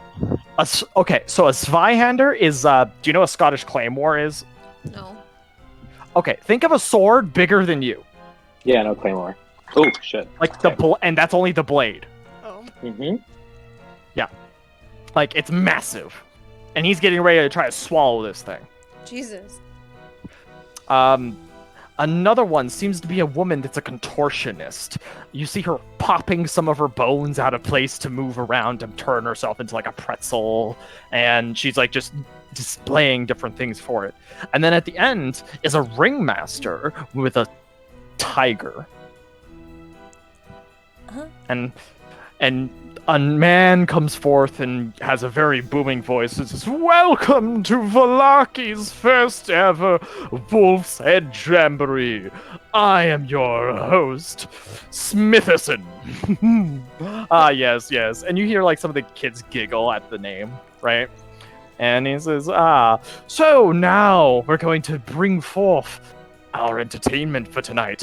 We have the greatest sword swallower in the land, besides Lysander. No, Oh! Lysander, you want me to use Cure Wounds on that burn? No, please. I loved it. no, I don't think it was a burn. I was gonna use it myself. I'm sorry if I stole it. I'm so sorry. As he brings forth, and he says, "This is Drogford. He is the greatest man amongst us, being able to bring so much steel through his gullet, and still, unlike us, come out okay." And, you know, the crowd cheers and chuckles and such. And this is Diana, the contortionist. She is able to move her body in ways that your husband can only dream of. Oh, God. And then he goes, and finally, our ringmaster, Rictavio, and his beautiful, beautiful cat, Misha. And as, you know, each one of them are bowing, right? As they're all kind of doing this, you know, part of the performance and all that.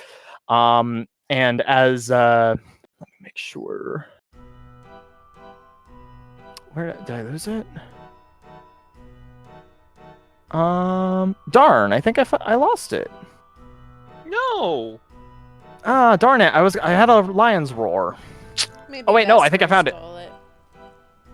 So you hear it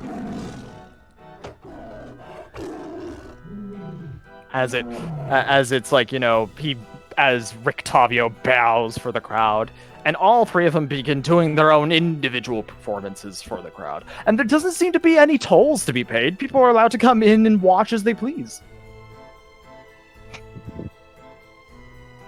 Beligor, we should go talk to this Smitherson fellow. He looks like he's running this show, and maybe he knows how to find weaver's tools. Oh, I was actually thinking about looking for the man from the tarot card. Well, doesn't seem like the kind of person we'll just be able to come across like that, you know. What with destiny and prophecies and all. Well, I feel like Rickerson, right? Yeah. Rick, are you saying Rictavio? Rictavio. No. Or Rickerson? Who are you saying? Smitherson, that's his Smitherson. name. I feel like Smitherson, Smitherson. the sword swallower. Got it. I thought that was Wait, I thought Smitherson was Oh no no the no no ringmaster. The ring no the ringmaster, which is the one who is like the one that's like for animal taming, is Rictavio. The one who's the No. actual introducer is Smitherson. The He's the one who ringmaster. No, the Yeah, we should talk to ringmaster is the guy. Smitherson. In a circus, the ringmaster is the guy running the Oh show. no, you're right. So Smitherson's the ringmaster. Rictavio is the beastmaster. That's what it's called. Yeah, that's a DM boo boo. I feel like Smitherson's as new in town as we are. Yes, we should go talk to him. All right. All right, and so you're going up to Smitherson after he's done his spiel. Yeah. Okay, and so you approach him, and he says, "Aha, travelers! Or at least, if I saw anybody that was how can I help you this fine evening full of merriment?" Oh, good man, we have heard tale of your prowess and oratory skills and wonderful carnival acts, and we just wanted to say hello and ask you a simple little question, if that's all right. Oh, poppycock! You may ask me whatever you like. Oh, good. Well, we are, looking for weaver's tools to make a fine dress, and we were wondering if perhaps you or one of your performers might be able to direct us. Matilda might be able to help you with what you seek.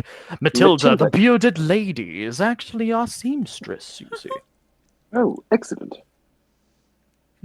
Shall I direct you to her? Currently, she's in the middle of an act, so I do ask that you be respectful and wait for her to finish, of course. Yes, Of course.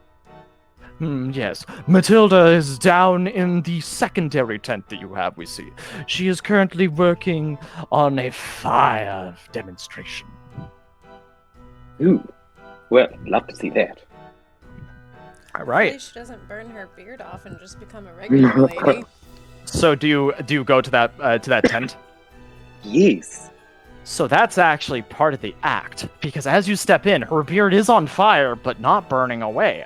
And you see she sucks in air, and it sort of puts the flame out, and she blows it out, and it comes in like almost like a fire breath.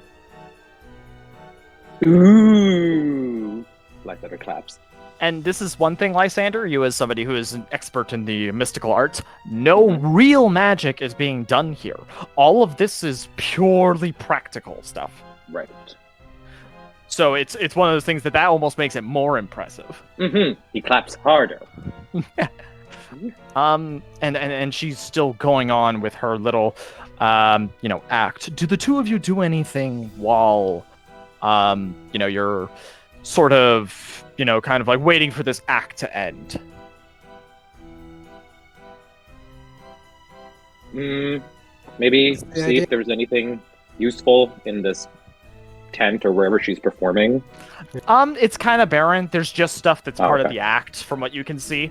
This isn't the actual area where like the carts are, right? Right. So you're just patiently waiting. I guess, unless Belagor, you want to do something? Yeah. And this is not with any expectation of a specific answer. I just need to know what you're doing. Well, I guess we'll just wait for her to finish so we can talk to her. Belagor? Yeah, that sounds good to me. Okay, so the act finishes and everybody claps, and she says, "And of course, make sure that you grab your complimentary Blinksy stuffed animal toy on the way out. Remember, if it's no fun, it's not Blinksy. Ha ha!" Oh, I must have a Blixie. And as you come forth, and do like approach her? Yes. Ah, weary travelers, how may I help you? Hang on just 1 second, I accidentally closed the, Belagor, why don't you talk to the lady since you have more charisma and I spoke to the guy. I have -1 to charisma. Oh, jeez. I think I do too. Oh boy. Oh boy. One of you better decide quickly. As long as you don't insult her, you'll probably be fine. Yeah. Go for it, Belagor. Well, we were wondering if you had any weaver's tools we might be able to purchase off of you. Yes, we hear you're quite the seamstress. I don't have a spare set that I could give you. However, I do occasionally dabble, you see, within the arts of being able to create finery. Why, Rictavio's vest is one of my most proudest achievements. You see, it's very hard to make a material that is tiger resistant. So if we gave you some money, would you be able to create a dress for us? That would depend on what kind of dress. Tell me, you must have some sort of specifics. Is this for a lovely lady that one of you is trying to woo? Or gentlemen, I do not judge. Well, it is for a lady, a very large lady, and it needs to be noble. Are we talking about in the bustier? Just in general. Oh crap! Think of it as a wedding dress, but black. It just occurred to me, Lysander. Gray and black. Do you have the measurements? Measurements? I mean, we were all there when we got the measurements, or is it just Gwen alone who took Just them and knows what Gwen they are? wrote them It was down. just Gwen, and Gwen cannot say anything because Gwen's not there. That's why I said. Damn crap. it! No, it's Gwen. She's got the measurements. But if you hold, I can go find her. I'll go look for her. You stay here. I will say, I am a very busy woman, but I do understand your plight. So, how about this? I have to be performing for at least the next 2 hours, you see.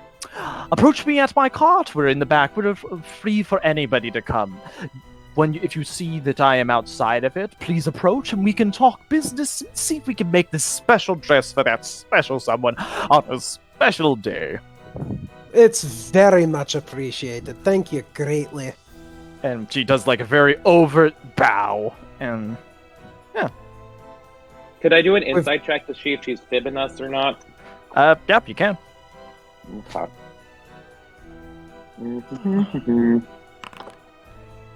Seems to be telling the truth. Okay. We've got to go find Gwen. Yes.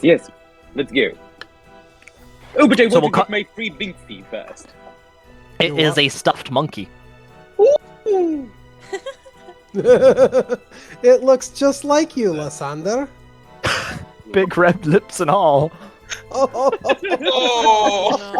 Oh my god. And a red ass.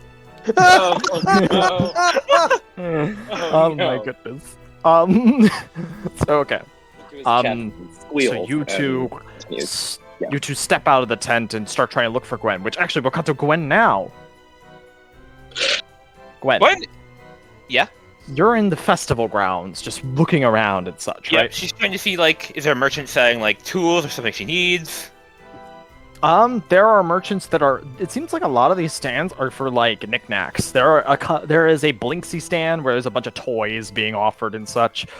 And all of them say that it's like we have a limited supply. If you want to go to the, to the store itself, Blinksy himself will utter the line, "If it's no fun, it's not Blinksy." And unfortunately, a lot of things are not practical in terms of what's here. There's no stalls for weapons or armor. There's no stalls there for woodcarver's tools. Nothing for smithing.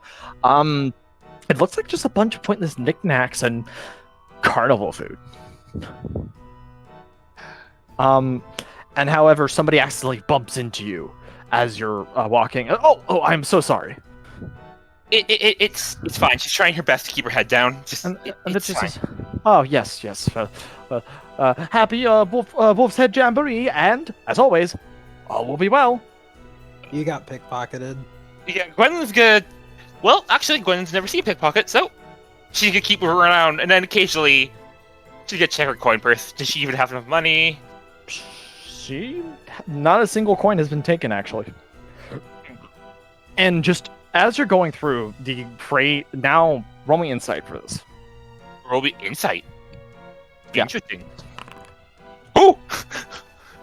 There is a key phrase that seems to be the sort of epicenter of this entire sort of arrangement, and that is "all will be well." Gwen kind of stops, looks around, just everything goes, just quietly mutters to herself, "I really hate it here." Don't. And you say that to yourself, yeah? Yeah, she says that very quietly, like, I hate it And- here. And you hear you hear from behind. Why do you think that it is sake here? It is lovely. You hear a very jovial voice from behind. Like, jumps and whirls around. And let me go ahead and grab this picture real quick. Shit. Sorry. Please hold.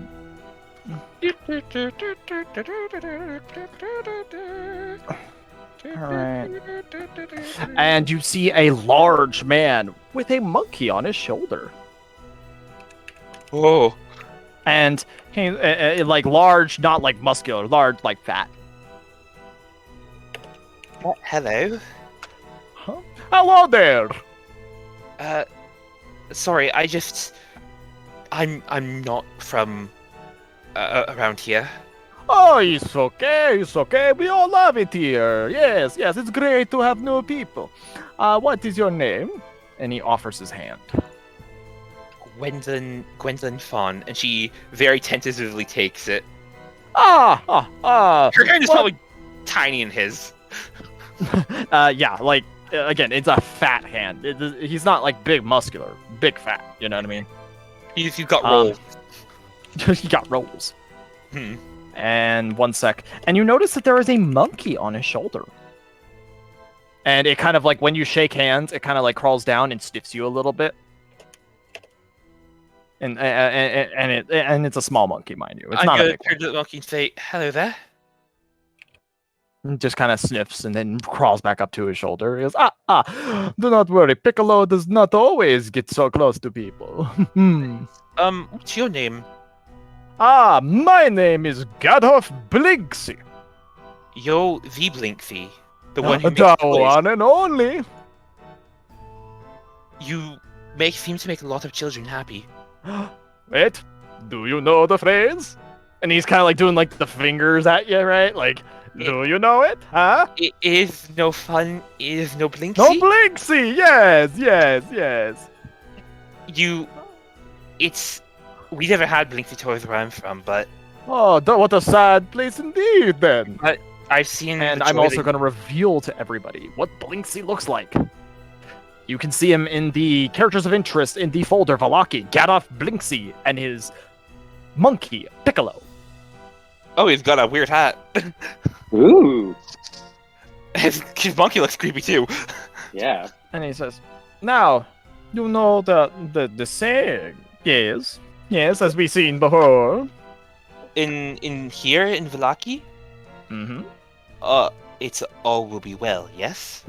Ah, of course, that one. But also, you see, this is just for the Wolf's Head Jamboree, you see.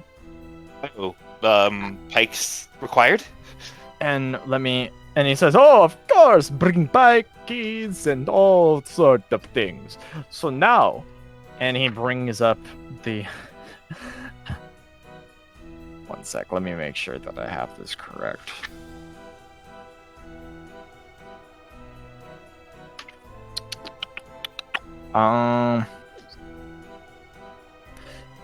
And he says, well, if you ever wish to have, then he kind of like starts to get ready to like recite one of his other things. Do you have a little toy for a little girl or a little boy? Come down to Blinksy's shop anytime. Do you have any wicked dolls? What? Do you have a wicked doll? Do you make them wicked dolls? That is. Wicked doll. I never heard of such a thing. What is it? Oh, it's something we'd make back in my hometown, Victor. Oh, so you have dolls like Blinksy too? Not quite. And she kind of like thinks back to the last time she called a wicked doll. It's like it cuts like this image of a very creepy like witchy voodoo wicker doll. I'm just cutting to like a smile on young kid Gwendolyn's face with like really creepy music in the background with a wicker man burning. Fucking creepy kid. Oh yeah, no, she's like playing with it. Meanwhile, some guy's getting mauled by some horrific monster in the background. I had the chills for some reason. That does not happen often. Yes, sometimes they get passed out, especially when for the children, or when usually around the type time. Ah, we see. You wouldn't happen to know anybody here who purveys and willing to barter for weaving tools?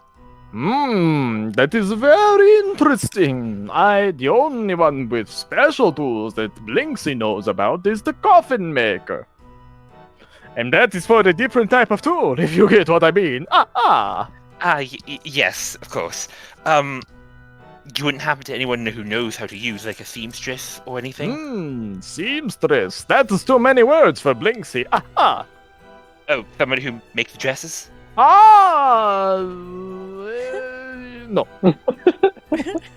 Oh, well, thank you anyways. I should probably keep looking around for somebody who can help, but I appreciate your assistance, Mr. Gatto. Of course. And remember saying, He's no fun, he's no it's Blinksy. no Blinksy. Yeah. She gives a curtsy to Blinksy, and she turns to Piccolo and she says, "And thank you for your help as well, Piccolo." Does Piccolo say anything? It is monkey. Well, keep in mind, you're not using, like, speak with animals. You're using the other thing. Yeah, speech of the woods. Yeah, that one's a bit different. All you hear is, happy, fun time, bright lights. Okay. Which, again, outside of that sounds like... Yeah. She understands each who. Yeah, and she gives a curtsy and she hurries off. She continues to looking around, trying to keep her head down, trying to just keep low and not draw attention to herself. Okay. Unfortunately, you're not able to find any seamstress tools within the bounds of the festival grounds itself. Seems like when he was talking about bartering and such, it's nothing that would be of actual value such as that.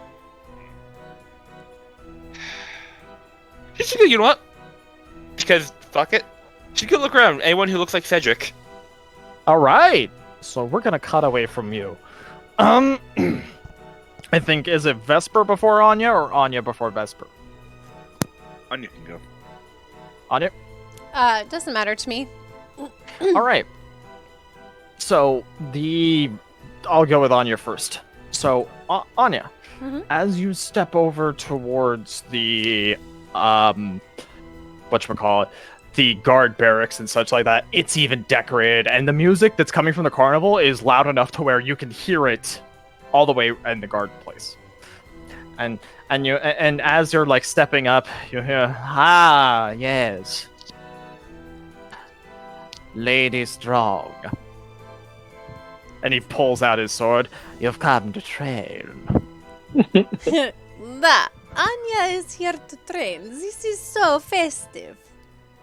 Yes, but you see, wolves don't require festivities.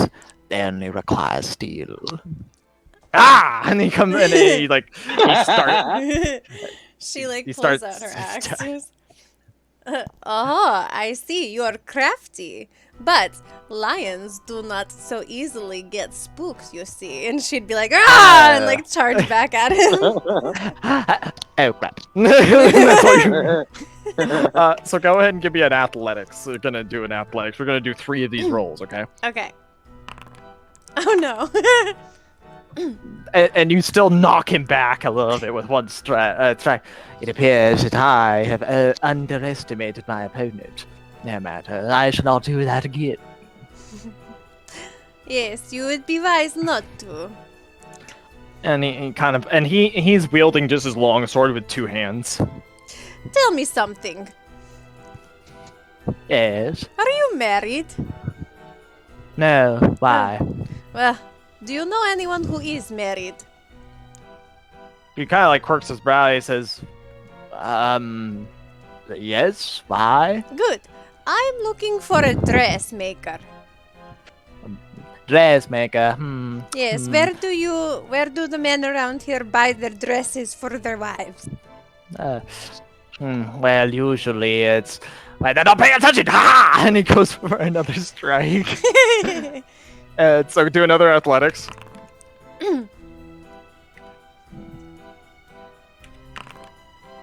And that time he actually gets a hit off on you. Aha! All right.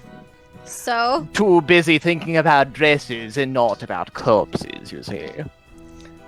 lions do indeed like to think about corpses. Indeed. Very well. This lion does not need a dress right now. We will table that conversation. Indeed. Yes, we'll see if the DM has to find some character art of this NPC now. Yes, well, while he's busy doing that. Ha! She like, Go for it, do an athletics. Alright. Using a meta distraction. right? Oh, stop. As you get another one on him.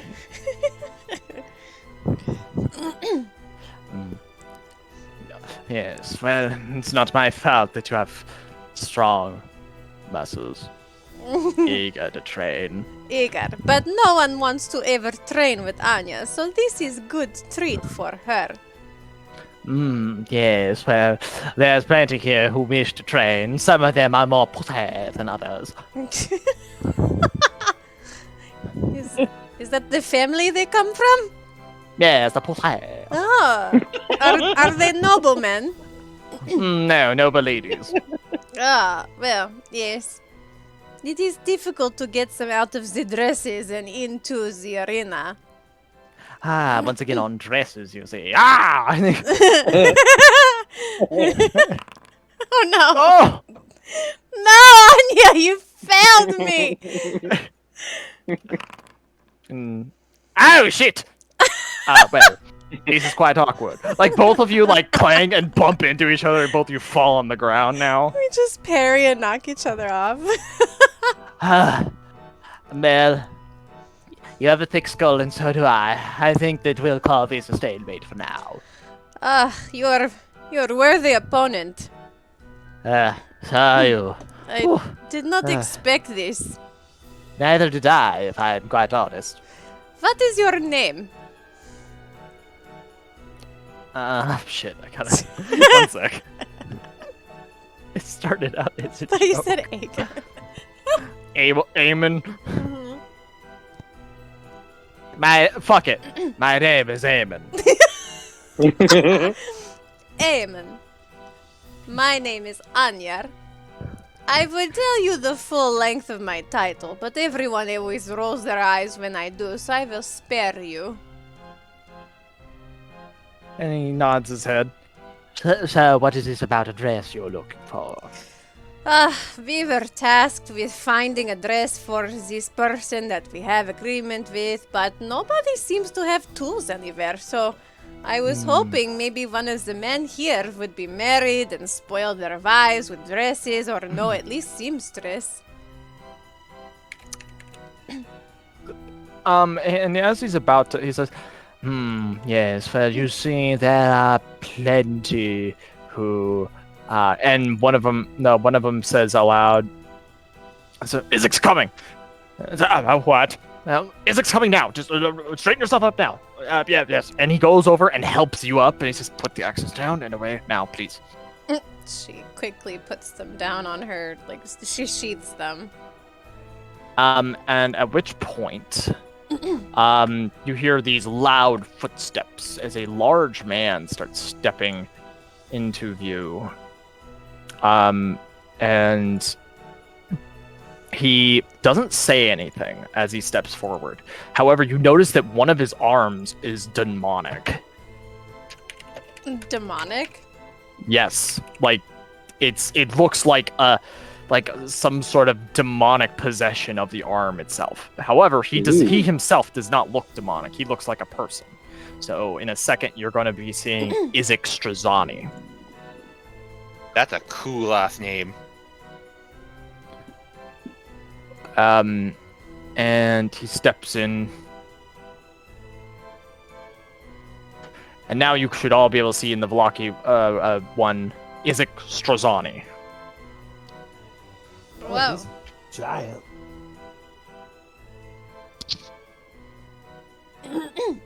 You train. What? Yes, of course. Training all the time. Like this person, right here. Trading. Don't you see it? Train. Do not disappoint.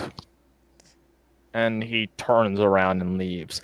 And like Eamon has his back completely straight the entire time he's there, and he's like you can tell he's like holding in his breath. And finally, when he gets out, he goes, "Oh, okay, that's fine. Are you scared of this man? It's not just me. He's the Baron's attack dog. Ah, Usually, if you see him, it's not because of anything good. Well, if you see him alone, anyway. Usually, you'll see him to the right of or left of the Baron and the Baroness. You see. Can I ask a question? Yes, of course. What happened to his arm? Why is it like that? We don't know, but do not ask him. Last man that asked him, we found dead in the river. He denies he did anything to that man, but we all know better. Interesting. Again, can get away with it because Baron's guard dog, you see. And what is his name? Ezek Strazani. Izek Strazani.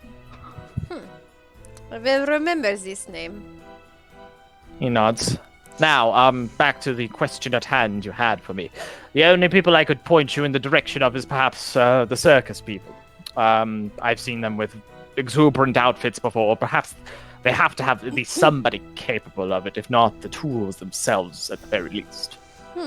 Then maybe I will venture that way and see what I can find. He nods and says, on Lion Crest, yes? That is we, yes? Eamon. Very nice to meet you. A pleasure, of course. He bows his head. And remember, if you ever wish to train, I shan't be far away. I thank you for the spar, and will come find you when I feel the need to get out some aggression. He bows his head and lets you go on your merry way. Okay. She would probably make her way toward the carnival then. Got it. So now Vesper. Blue Water Inn is on a different side of the entire town. Okay? Mm-hmm. And let me go ahead, because Esmeralda as well as Erwin and the boys are there.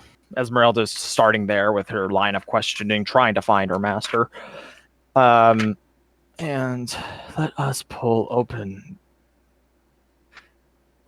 And use so the Blue Water Inn. Gray smoke issues from the chimney of this large two-story wooden building with stone foundation and sagging tile roof, upon which several ravens have perched. I wonder why.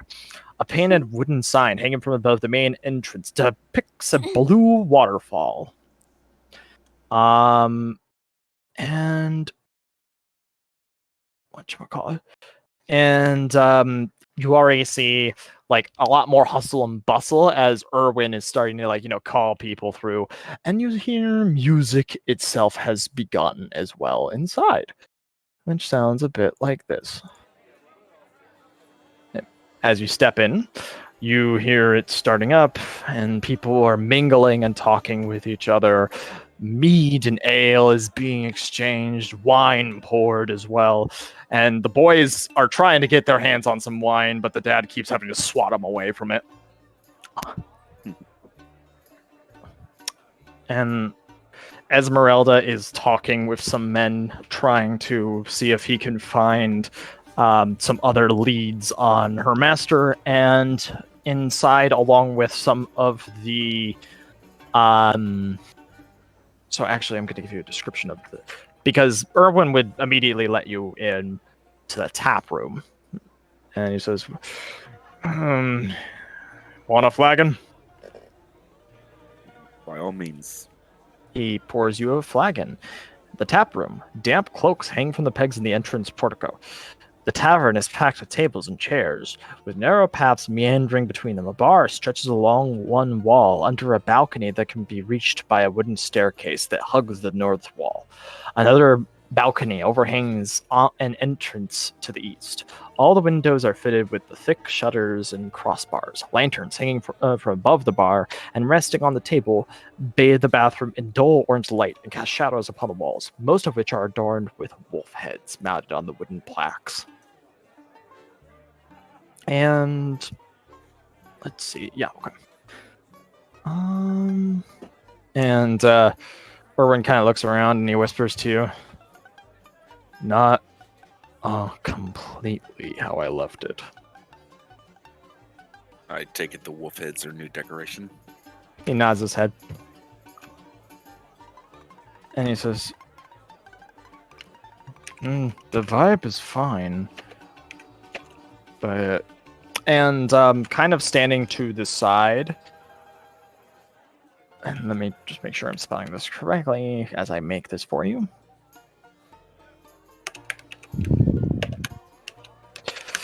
And he leans over to the bartender and says, because there's two large men in fur coats, large bows on their backs.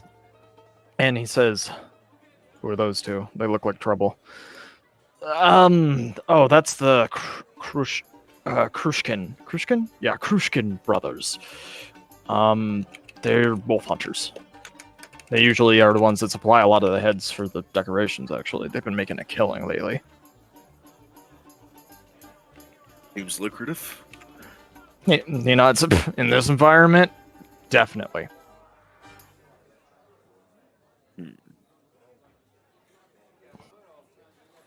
Give me 1 second. No worries, everything okay? Yeah, just had to cough a little bit. Gotcha. And I'm about to reveal what they look like in a second.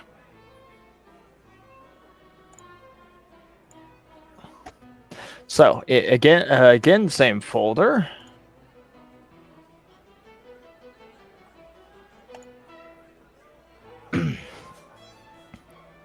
Noldar Fengi. Yep. Right then. Vesper would make his way to those two to speak. The big one stands up as you're stepping over, and what? Why you come over? Huh? This private table. No. And the smaller one. And again, so left, the one on the left, smaller one, right, bigger one. All right. Come on, remember, I told you, we have to try and make friends while here. We're not only here to kill wolves. Killing wolves feels belly, though. Yes, I know, and I am still hungry. Yes, I know, we will get you food soon. Come,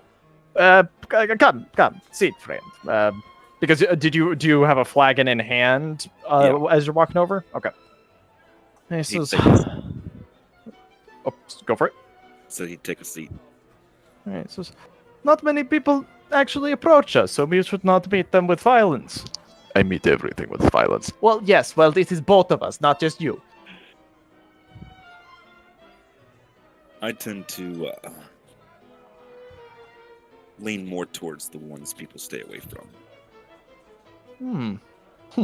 You learn the way. Good. Even amongst outsiders, we tend to be outsiders. And he offers his hand to you, and he says, Yevgeny Krishkin. Nice to meet you. Vesper will take his hand and give a nod. I go by Vesper. He nods. He looks at as Zoldar, and he's just still standing with that, mug face. And he's, Zoldar. Zoldar's my name. And nice to meet you. Pleasure to meet you both. He nods. So, you look like a traveler. At least I can tell based off the weapons that you have on your person. I come from far away from this place. Don't we all? We were in completely different environment before coming to Barovian, actually. Were you wolf hunters there too? Yeti hunters. Yeti have more seems like blubber. If anything, wolves would be a bit easier for you, no? Oh, indeed, we have to kill them in much higher volume for it to be more of a challenge. And then again, bigger one says, Yeti also have more blubber. Blubber I is good. don't think that wolves even have blubber. I think it's just fat. I am even more disappointed.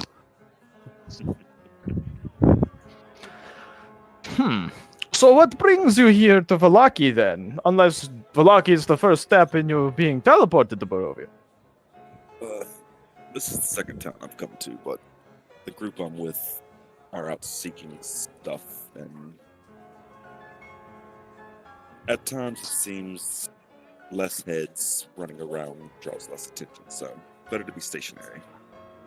Ah, so you're just hanging about, as it were? More or less. You never know. You come to a bar, could be gambling going on, you never know. Haha. Well, I have something that I want to show to you. And he pulls out a gold coin. This is not a Strahd coin. This is not a standard gold coin. I'm going to type something to you in private. Alright. A lot. It'd be taken in.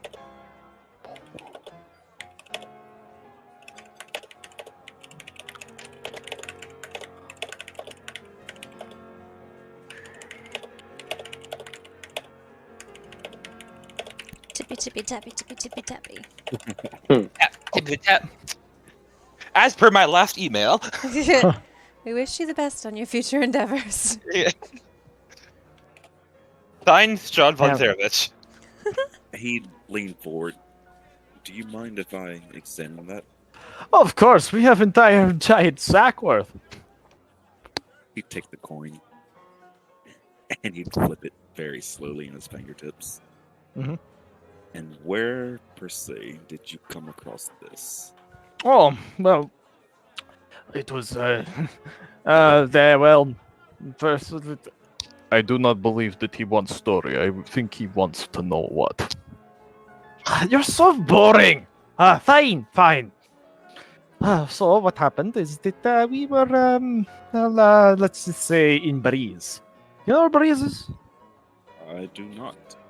Well, the best way that I could say where Breeze is at this current time is somewhat underwater. If you look to the south, it's down through the Luna River.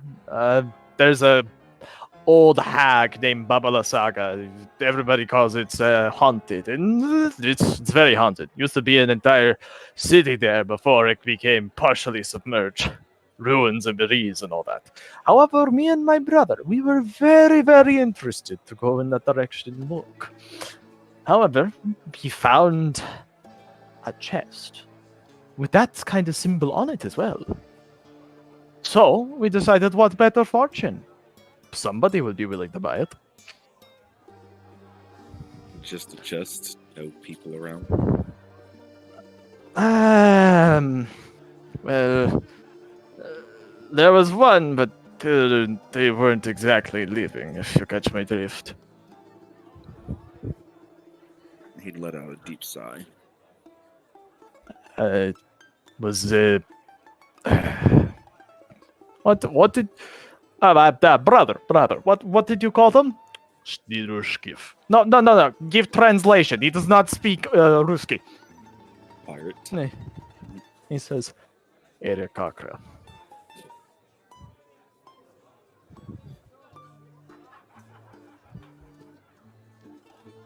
Does that ring bell? Say again, please. Erekakra.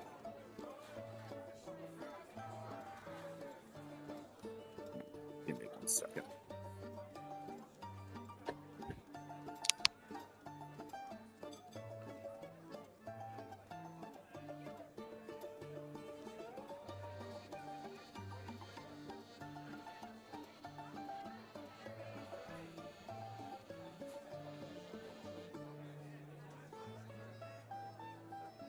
messaging you privately.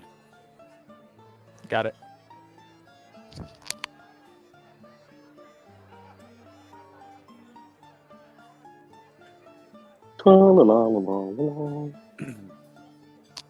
Hey guys, I'll be right back. All good.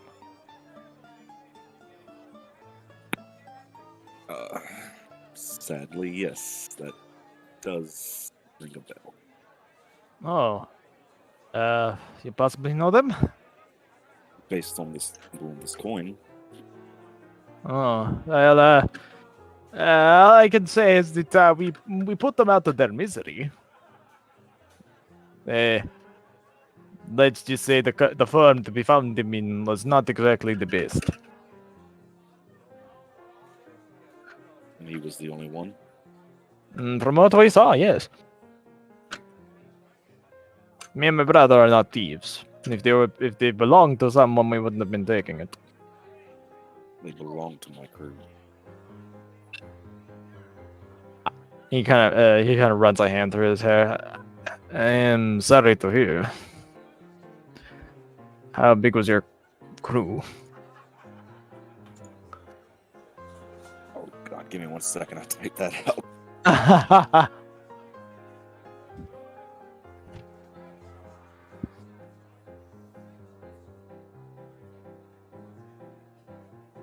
In total, 52 men sailed with us. Hmm. And you were on the ship when the mist hit you? We were. Survival rate very rare. At least when that.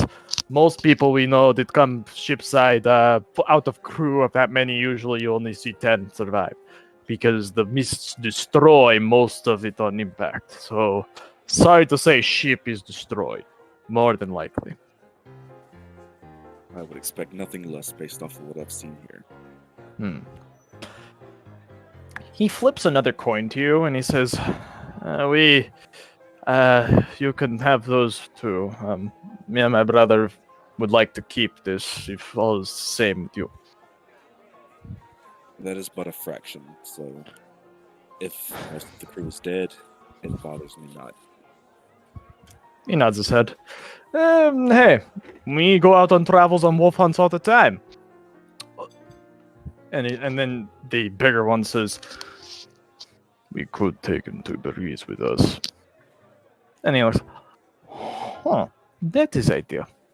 What if that is, it is no coincidence that we found it there? What if we found it there because that's where a majority of your crew is? What if that is not the only one? The Breeze is a very big place, you see. Will you be in the area for long? Oh, yes. Do you see this? He gestures to all the wolf heads that are around and stuff like that. Business is a booming. Allow me to talk to my comrades, and perhaps when we return, I will take you up on that offer. The big one goes, I don't like people. Shh, these will help.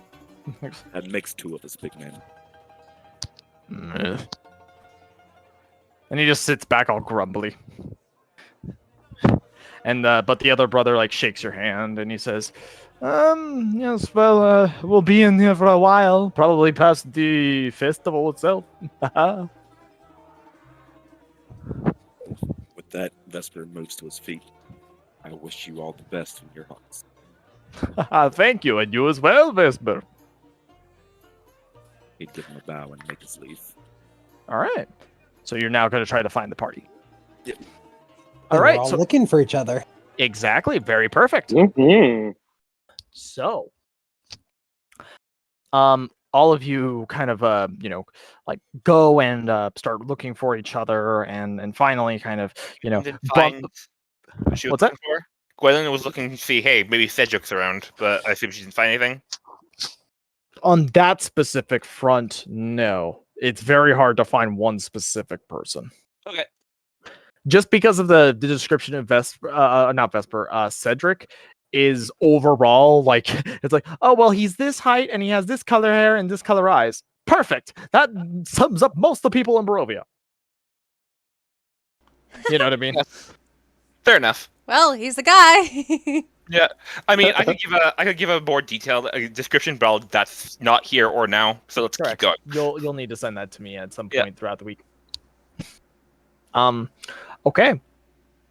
So you all meet each other up, and I'll say that it's like almost like a comedic Scooby-Doo moment where it's like, you all find each other all at the same time. So what you're saying is we all Ew, open ew. the door and run out into like this long hallway and run into each other and fall down. Sure. Ew, ew, ew. We found a seamstress, everyone. We found a seamstress. You did? Oh, thank Father Mother. No ends. No seamstress, but I did meet Blinksy. Blinksy? Gadolf Blinksy, his name was. Celebrity sighting. He certainly looks like a. He certainly looks like a toy maker. He sold the wicker dolls, however.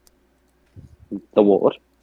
Wicker dolls. They were. Right, love that for you. Anyone else? Anya's like sweaty and disheveled, and she's like, Anya found future husband. Great. Right. You hear like from very, very far away. Yes. Wait, what? Can't pray. Oh god, that's their bedroom thing. It's just like she's laying atop the bed, nothing but her battle axe. Right. Vesper, tell us if you found anything, worth knowing. I found information on my people. I thought you More weren't looking for people. People that came here with me. I wasn't looking for them exactly, but they lead to what I am looking for. Right. And where are your people? I know that they've found one, and he's dead. Seems to be a common theme. Gwendolyn doesn't look very happy with that. But according to them, they're southeast? So actually, you should see on the map too. It says the Bogs of Breeze. That's this entire area right here. Gotcha. Gwendolyn whips out her map. Can you point it on the map?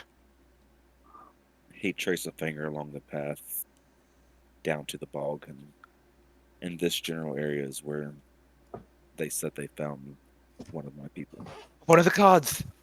Hey, that's just south of where I need to go to find my people. Wait, one of the cards.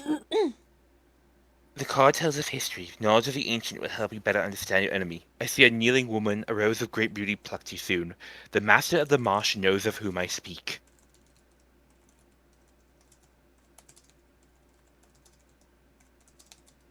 There's a chance that what we're seeking is in that marsh.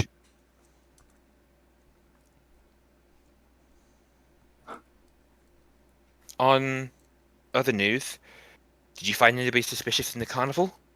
Well, in other news, we found a seamstress. That was the first thing you said, and I'm very glad you did. I was just wondering if you found anything else. Anya saw somebody of interest. Whom? Well, when Anya was training with her future husband, she came across big man, almost as big as Anya, maybe bigger, not sure. He was a little far away. Anya did not get to size him up fully next to her. But he had one hand that was not like the other. It was darker and clawed.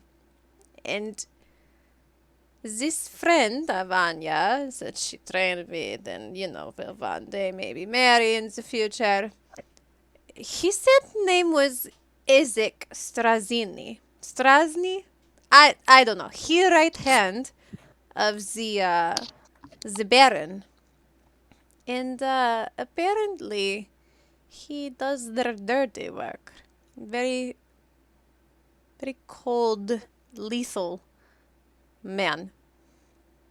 Gwendolyn looks around. This whole town is just happy veneer over. It's far too much like Victor.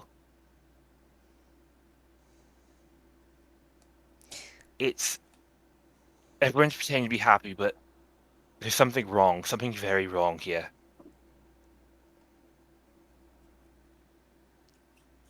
And I don't like it, but you found a seamstress, you said? Yes, and she said to come see her after her act's over, which should probably be any time now. And we could perhaps discuss her making a dress for us. She doesn't have tools that she can spare, but she said that she has dabbled in dressmaking and asked for proportion, sizing, and what color we want the dress. And since you have all that information, Gwen, it should be best if you come with us. Okay. I could also help her if she wanted. Maybe speed up the process, because we need all the time we can get. Indeed. Does she need materials? Do we need to find fabric? I imagine that would be something to ask her. Look around. Is there any, like, black fabric anywhere? Fucking, are you just like? No, that's not something that's just offhandedly there. You gotta actually spend time trying to look for it. Yeah, see what she has to work with so far and what she doesn't. And then find it accordingly. Okay. Right. Let's head over to the seamstress. Did you find anything else in that carnival? There was a guy swallowing a Zweihander. What? A what? That's not Zweihander. possible. What is Zweihander? Oh, I assure you, it certainly is. What's a Zweihander? It's a two-handed sword, blade about as big as you. Like said, that's not possible. Yeah. Gwendolyn's like, processing. What the fuck? Anya must see this for herself. I would like to see this as well, actually. So, do you all go in that direction then? Yeah. Well, I'm gonna check if the seamstress is there. We'll go see it, but if she's not, we'll check out this sword swallower. Well, we might pass him on the way in. Wasn't he toward Yeah. the front? Yep. Yeah. So we're gonna see him on the way to the seamstress anyway. All right. So as you enter, all three acts are going on at once. The man that is swallowing the Zweihander is like halfway through now, and actually you see it poking out his butt, and you actually see there's a hole that's designed specifically to allow that. And you go, What the harp, he says as he's pushing it through. Oh my. Belagor goes grim in the face. Oh my god. The contortionist has completely, like, basically her spine is now in half, but it's like fine, not broken. Like, As somebody who loves contortionists and circuses, I am all for this. and the man is doing his routine with the tiger. It's roaring, and he's doing the whip cracks. And Gwen, you're in tune with animals, and Anya, do you have anything to know animal stuff or no? Anya I forget if actually you has speak with animals. Oh. Anyways, so I'll say Gwen and Anya give me insight rolls for this. Oh, So Gwen, you know when a animal is in pain, right? Mhm.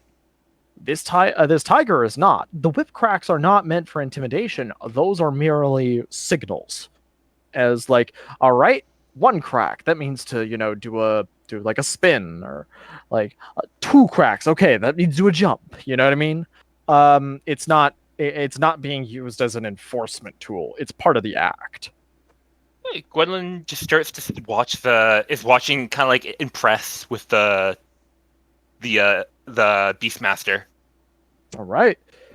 And at that time, you hear the last clap as the bearded lady steps out from her tent. Ooh, And there she is. By this point, the Zweihander is almost all the way in. I hope he does not sneeze anytime soon. And as you're leaving... Sorry. Oh, no, go for it. No, he was just going to direct the group to the lady, just like pointing at her, but like it's her. She's a seamstress. And as he gets all the way in, also it is time for me to eat dinner, so I'll do this real quick before we're gonna have a 5 to 10 minute break, by the way. But before I do, as you're walking towards the bearded lady, he goes, and the best thing is, achoo! And the sword flies out, and he catches it on its way back down, and everyone goes, yay! Well, I didn't look like he was about to have a heart attack. Like, oh god, up his insides. All right, with that, we're gonna have a 5 to 10 minute break, and then we're gonna wrap up this session with the seamstress. Lysander, Yay! I sent you a So, little be something in DMs.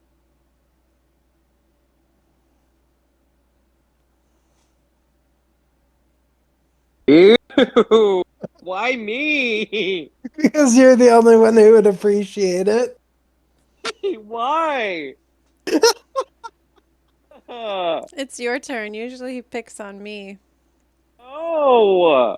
I'm gonna send it to Hawk. Before this, he sent me some hideous ramen creation. Makes me physically ill looking at it. Oh! He sends me some terrible things too. Oh my god. I got an emotional I damage said- meme from him, and it's very accurate. Emotional I damage. sent it to you too, Hawk. Damage.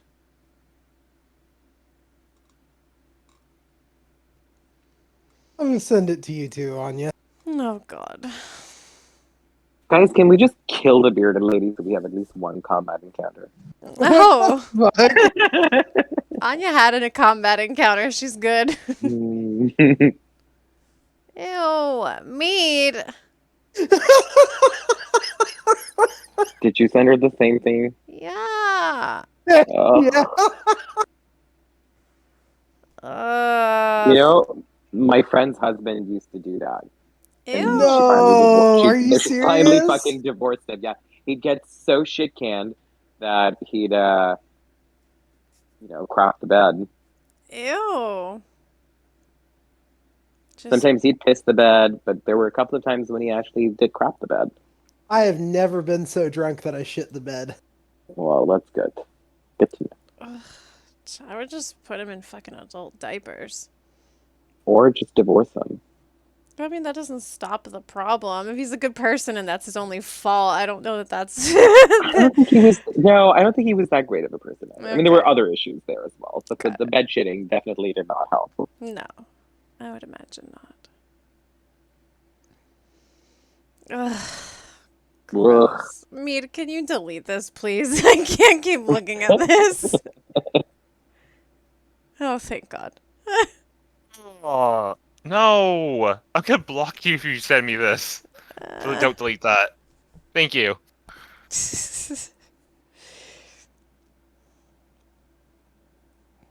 By the way, hi chat. Hello, Who's in chat? chat. Hello. I don't know. How you doing? Hope you're having a good day. I do not have chat up, so I don't know what you're saying. I don't think they're saying anything. I sent it to Yeah, Zach. I wonder what he's gonna say when he comes back. It's going to get banned. Gonna be very confused. He's just gonna be like, so anyway, we're gonna have to go on without Belagor. Oh my God. Or just spontaneously combust. Don't do that to the poor man. He's scarfing his face right now. He's gonna come back and see that and throw up. Okay. Just pukes all over his keyboard. Ugh. If it's spaghetti again, he's gonna puke anyway. Oh, no, poor thing. I don't know any family who eats spaghetti as often as his family does, and it makes him so irrationally angry. It's hilarious. I like spaghetti. Not if you had to eat it like 3-4 times a week, every week. You underestimate my ability to eat spaghetti. Ugh, no. Actually, you know what? I'm gonna send that one. I'm gonna post that one in the general chat because it's not safe for work. You're gonna post what? What do you D&D me. Oh. I love that one. The see it meme. You reach out to push the orc off the bridge, but instead lightly caress his back. He is uncomfortable. It's a What? nat one. Oh God. The orc reflexively goes to crush your larynx in response. Die rolls, but instead entwines his fingers in your hair. You hear that another one could mean, or you fear that another one could mean an awkward letter home in the morning. Years and several critical failures later, Borgog, Scourge of the Thunder Caves, thinks back on how he met his husband, Turgar, the True Heart, and chuckles. A different time, to be sure. He goes back to weeding their garden. Oh God. Cute. A love story. Mm-hmm. So, So I want to pit you guys. romantic. You want to Who do you hit think us? I said I want opinions. Oh, I thought you said I want to hit you guys. I'm like, Yeah. wow. Who do you think is the odd man out in the carnival? Because apparently one of them is not what they seem. Well, that Blinksky fella. Yeah, definitely that guy's freaking weird. Mm-hmm. He is definitely not what he seems. But he made Bucephalus. What?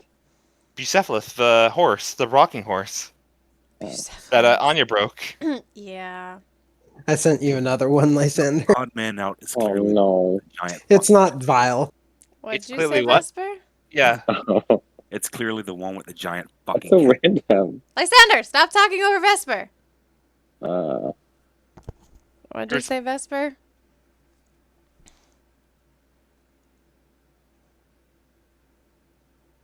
Vesper? Oh no, we scared him off. Vesper.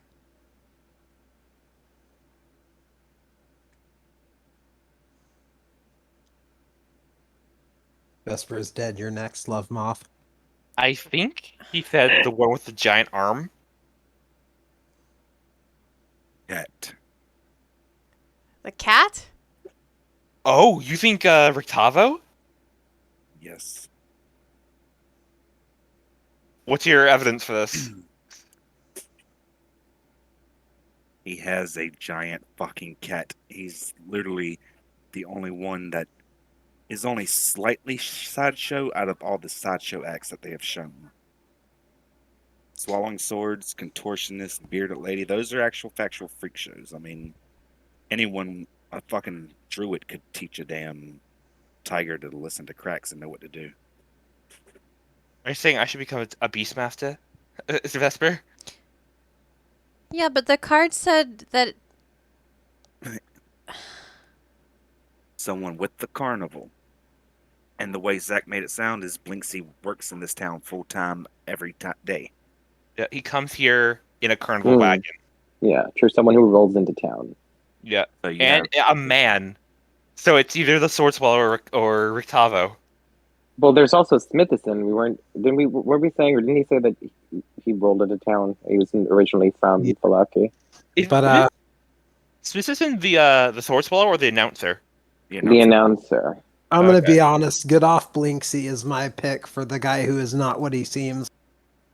Oh, I definitely think Gadoff Blinksy is up to something because this is a D&D campaign. Of course, he's up to something. But I don't think he's part of the carnival. However, Well, the card also says this card is a powerful force for good and protection, a holy symbol of great hope. I don't know if that's the card itself or if that's also alluding to the person, but he keeps saying that same slogan of like, all will be well, and it's like All will giving be people well. hope. everyone's been saying that though. It's not just one person. Everyone has been. That's Yeah. them. That's giving me less all will be well and more. There is no war in Ba Sing Se. Yes, that was exactly the vibe I got from it. There is no war in Ba Sing Se. And Judy. But didn't they say that that was the slogan for this current like carnival? Like it's not something they say all the time. It's something they've been saying. Matter. It still gives the vibes. No, I know, but I'm trying to think back on the carnival. Like that's not the slogan of the town. That's like the current event. And if this guy's rolling in for this event, and that's the slogan. I think that's the slogan. This is also the Wolf's Head. It's like the Wolf Heads Festival. I think the carnival just came in at the same time. Well, we also have to remember, like, the Mardukov boys already had an item, seemingly from a past year of this carnival, because they had a different toy of Blinksy. Yeah, but that's why I think Blinksy is from. Well, actually, didn't Irving say Blinksy lives in Villaki? I don't know. I don't remember that. Yeah, I think he did because I remember we asked him about Bucephalus.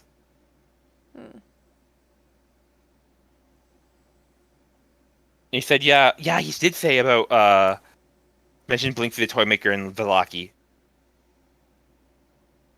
So I'm gonna be honest, I'm putting my money on Rictavo as well. Rictavo hasn't even had a line of dialogue yet. Yeah, You're already pegging seriously. him? I know. Exactly. You No try to one's even hide him in the spoken to him. background, Yeah. and he actually matters. Yeah, and that's another thing. We, the DM had us roll insight checks on him.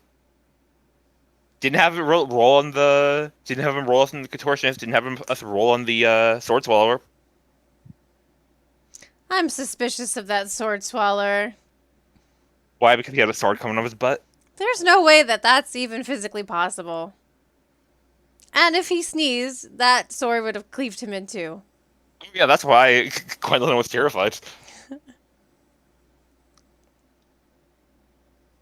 Hey, Lysander, I sent you a little something I feel like you specifically would appreciate.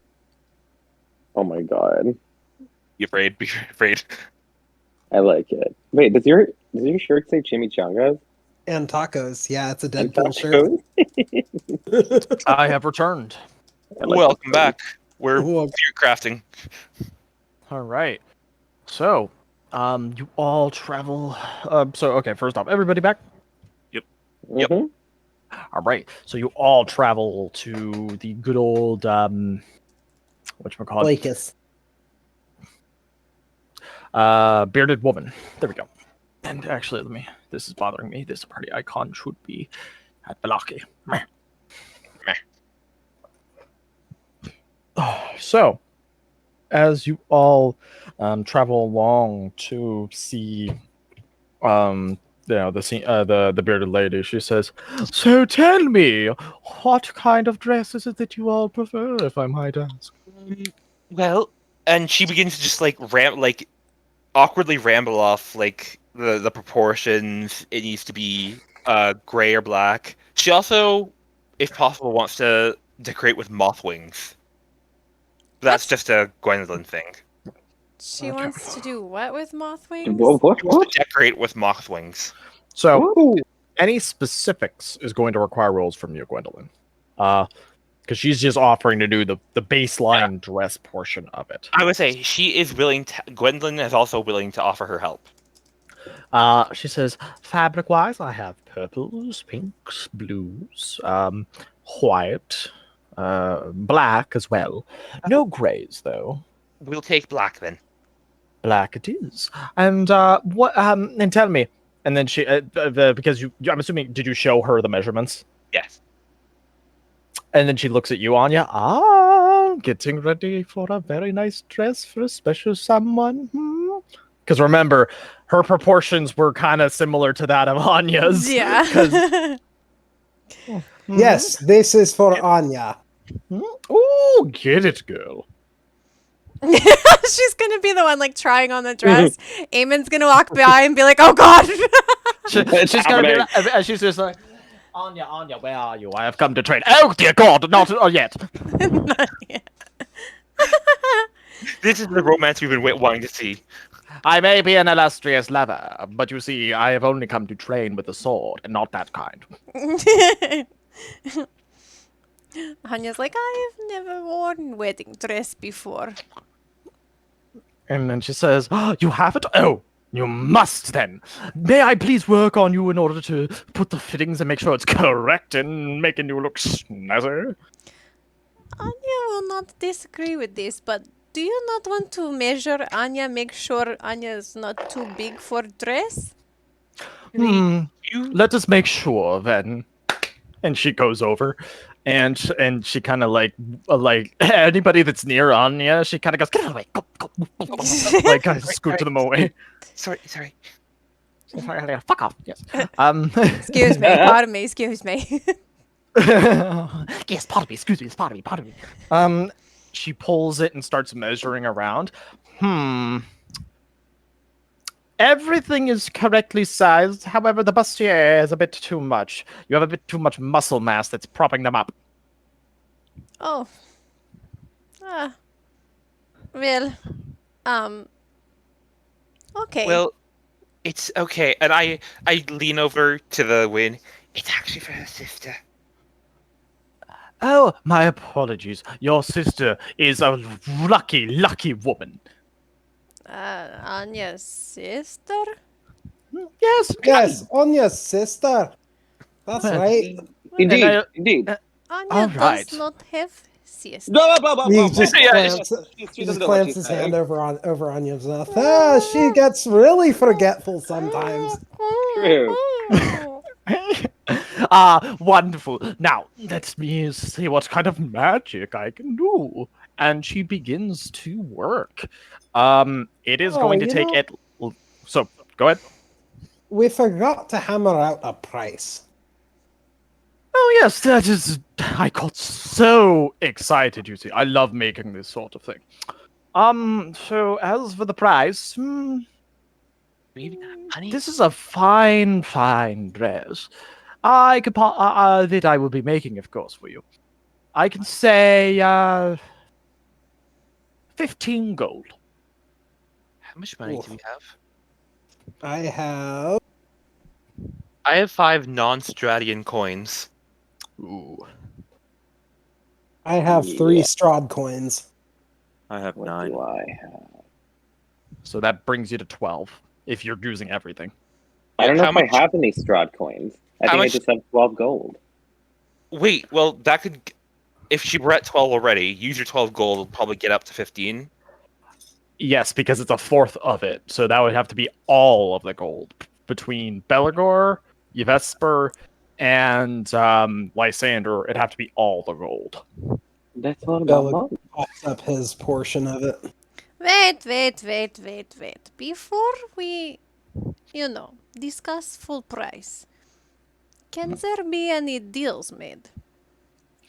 Well, it depends on the offer, of course. Now, please, do not insult me. I know my own skill. However, I am not unreasonable, I will say. Well, you are in town with your caravan of circus to entertain. What if we help you with act? Will you cut some off price? You help me with my act? Or maybe we take time slot so you have more time to work. Anya can bench things. We can do some animal acts as well. I can Well, do I light can tricks. do some theatrics myself, some illusions. I She can looks even ex- make you. Sorry, go ahead. No. Say what you're gonna say, and then I'll. No, just go. illusions and little tricks. She says, "Wow, all of you have such performative skills." And then she looks at Vesper, who's been silent the entire time, expectantly. I've lived my life on ships. I could probably walk the shit out of a tightrope. Oh. Oh. With no net, Right. he hypes him up. Then, Anya can play drums when he does this. because I will require some gold in order to replace the materials I had, I will cut it only to material costs since you are saving me a day's worth and I still get my pay. So we will cut it down to 5. I think Bella- this is agreeable. Belagor will Up put in four. 2 to that. Okay, I'll toss in the Okay. other 3. All So right. should I You- toss any in? Do we Nope. want to have veil made as veil, or is that too much? What was that? Do we want to have veil made as veil, or is that too much? All of my dresses are well made, dear. I put plenty of time in it. Quality-wise, there will be no difference between this and another dress that is a very fine make, you see. No, I no, pour no. my heart into it. I mean, like veil to cover face of bride, like veil. Oh, I'm so sorry. Your accent is so thick. I thought you were saying well. No, veil and veil are very different words. Anya know this. Yes, I could tell by the pronunciation. She says, I can procure and make a veil, yes. How much that cost us? Tell you what, cover my entire day's shift, I throw it in for free. Anya's excited for this. All right, well, Anya always Do not wanted disappoint. to be in circus. for I am supposed to be in the main act over with with Smithison, Victavio, as well as Diana. You see, What? I'm What? Sorry, what are they like? Well, Rictavio is eccentric. He loves animals, you see. I used to see him around with a monkey, but I don't see him with a monkey anymore. Monkey. Yes, he used to have a very small Oh. pet one, you see. Hey. As for Diana herself, she's a contortionist. She's fabulous, I tell you. As for the, I only know him as the sword swallower. He is interesting.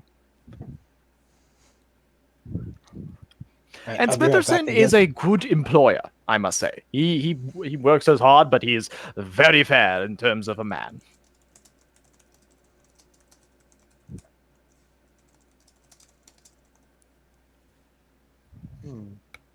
I hope that helps in terms of. Who's the newest of your part? Who's the newest member of the troop?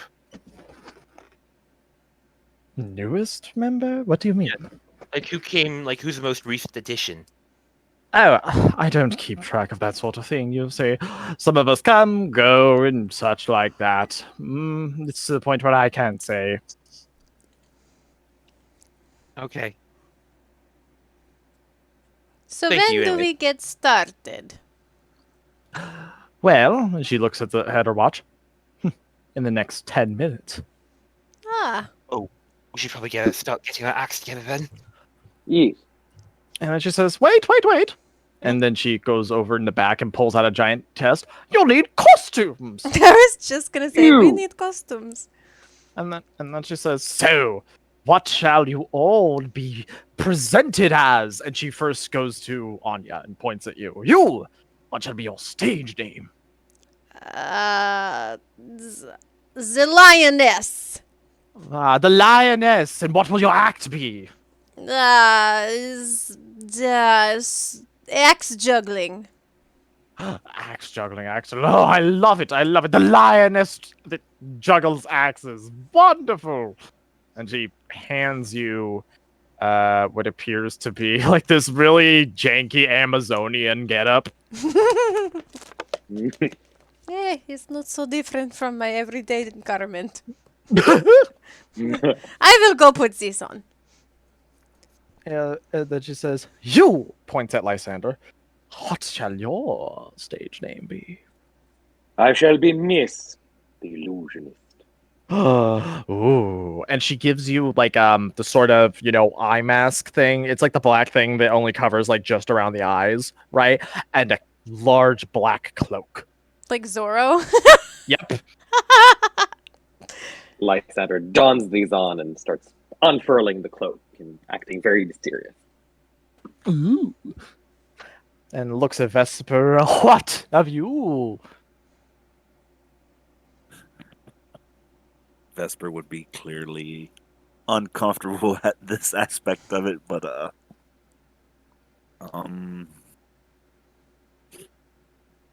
I suppose if anything, just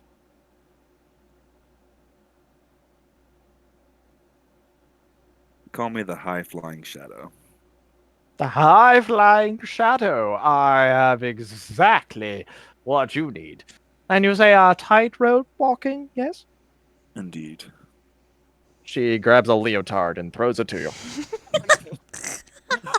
What color is it? Roll me a D6, Vesper. D7, it's rainbow. Blue. Damn, it could have been pink. One was pink.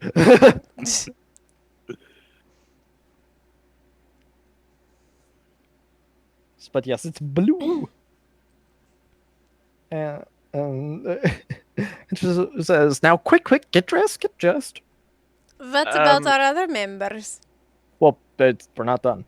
She was saying that to Vesper specifically. Oh. Because it's a leotard. Anyways, looks over to Gwen. And you! What shall you be known as? The Witch of the Wilds? I could pretend to, I can work well with animals. I can pretend to be, sort of a villain to his heroics. To whose heroics? To Rictavo's. Pretend to have our animals. Rictavio. Oh, Rictavio, sorry. Well, you'd have to talk that out with him, of course. Will I have a chance? Yes, indeed, in the RP campfire. Ah.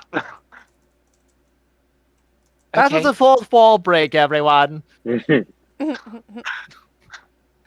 But yes, so, and this is something, you can talk to any of the circus performers in the RP campfire, okay?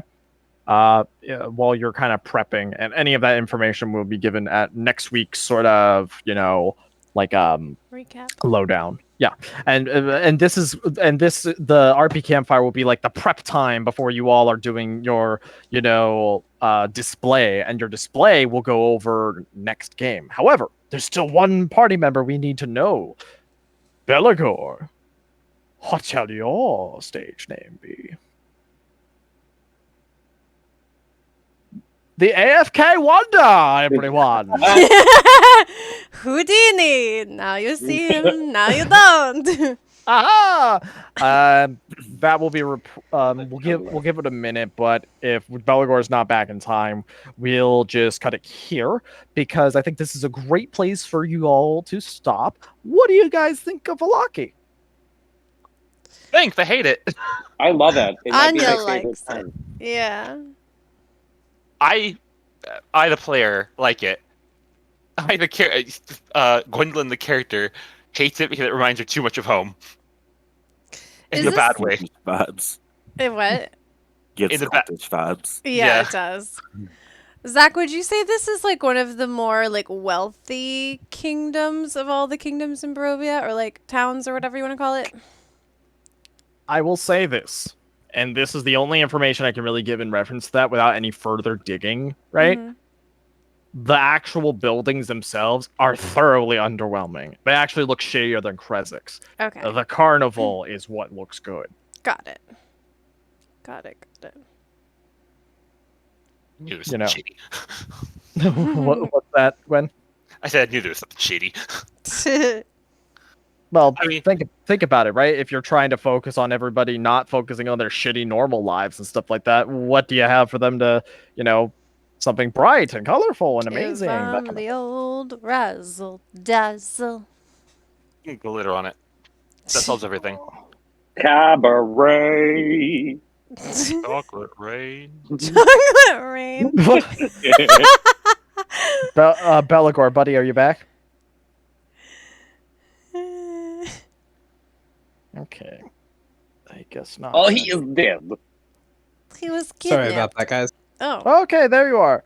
Okay, so as everybody else is given their stage name along with the act that they shall be performing, the bearded lady looks to you, Belagor, and you, AFK Wonder. What shall your name be? Your stage name. Kind of on the spot here. Usually that thing takes a while to determine. What do you think, Anya? The Shining Man. Okay, what do you think, Vesper? The Holy Terror. How about Sir Slaughter? Oh God. What? What is your act even? What is your act? I'm very curious with that sort Well, of name. yeah, I wasn't expecting to be performing. I don't actually have an act. You should be the godly glowworm, and you should writhe on the ground and ask for Lysander to make you glow like a glowworm. Well, we could play fight. Like I said, I'm being the Witch of the Wilds. You could be sure. like the dashing hero to slay me. Belagor, how are you with drums? I'm decent, I guess. Okay, I lend you my drum. You can be the musical entertainment. Toss a fool's hat on him and Aye. we got a group. See, my talents are more of the intellectual variety, So, but I can play drums. are you saying you want to be court jester? No, I'm saying if we needed a sermon or a history lesson or something along those lines, I could. What about telling jokes? Can you tell jokes between acts? That I can do. Well, try us. Yes, hit us with a Alright. joke. Vesper, you were a sailor, right? I've got a pirate joke for you. What lies at the bottom of the ocean and shivers? What? A nervous wreck. Oh. Ew. Ew, that's good. Well, I'm sure somebody will laugh, for sure. It would be even funnier if I didn't just realize that my ship was destroyed and most of my crew was dead. Oh. The Oh, bearded no. lady goes, and like that, it got awkward. Okay, I'm gonna go work on this dress now. And May I ask she, your like, name, bearded lady? Maybe I'll just stick to playing the drums for Anya. my name is Matilda. Wonderful to meet you. Belagor Brightblade, pleasure is all mine. Yes, thank you very much. Yes, indeed. Have a good evening. Thank you all of for making the dress for my, sister? Sister. Yes. Yes, wonderful. Yeah, I do hope that the wedding goes perfectly. Yes. Oh, I'm sure it will. Get better. All right. Side-eye Belagor. All right. And with that, that is where we end. Thank you all for Woohoo! watching. Yes, thank you for Yay. watching, everyone. I hope that it was enjoyable watching us all flounder about. We will see you next Monday at 6 p.m. Eastern Standard Time. And Time. say goodbye, everyone. Bye. Goodbye. Have a wonderful night. Bye.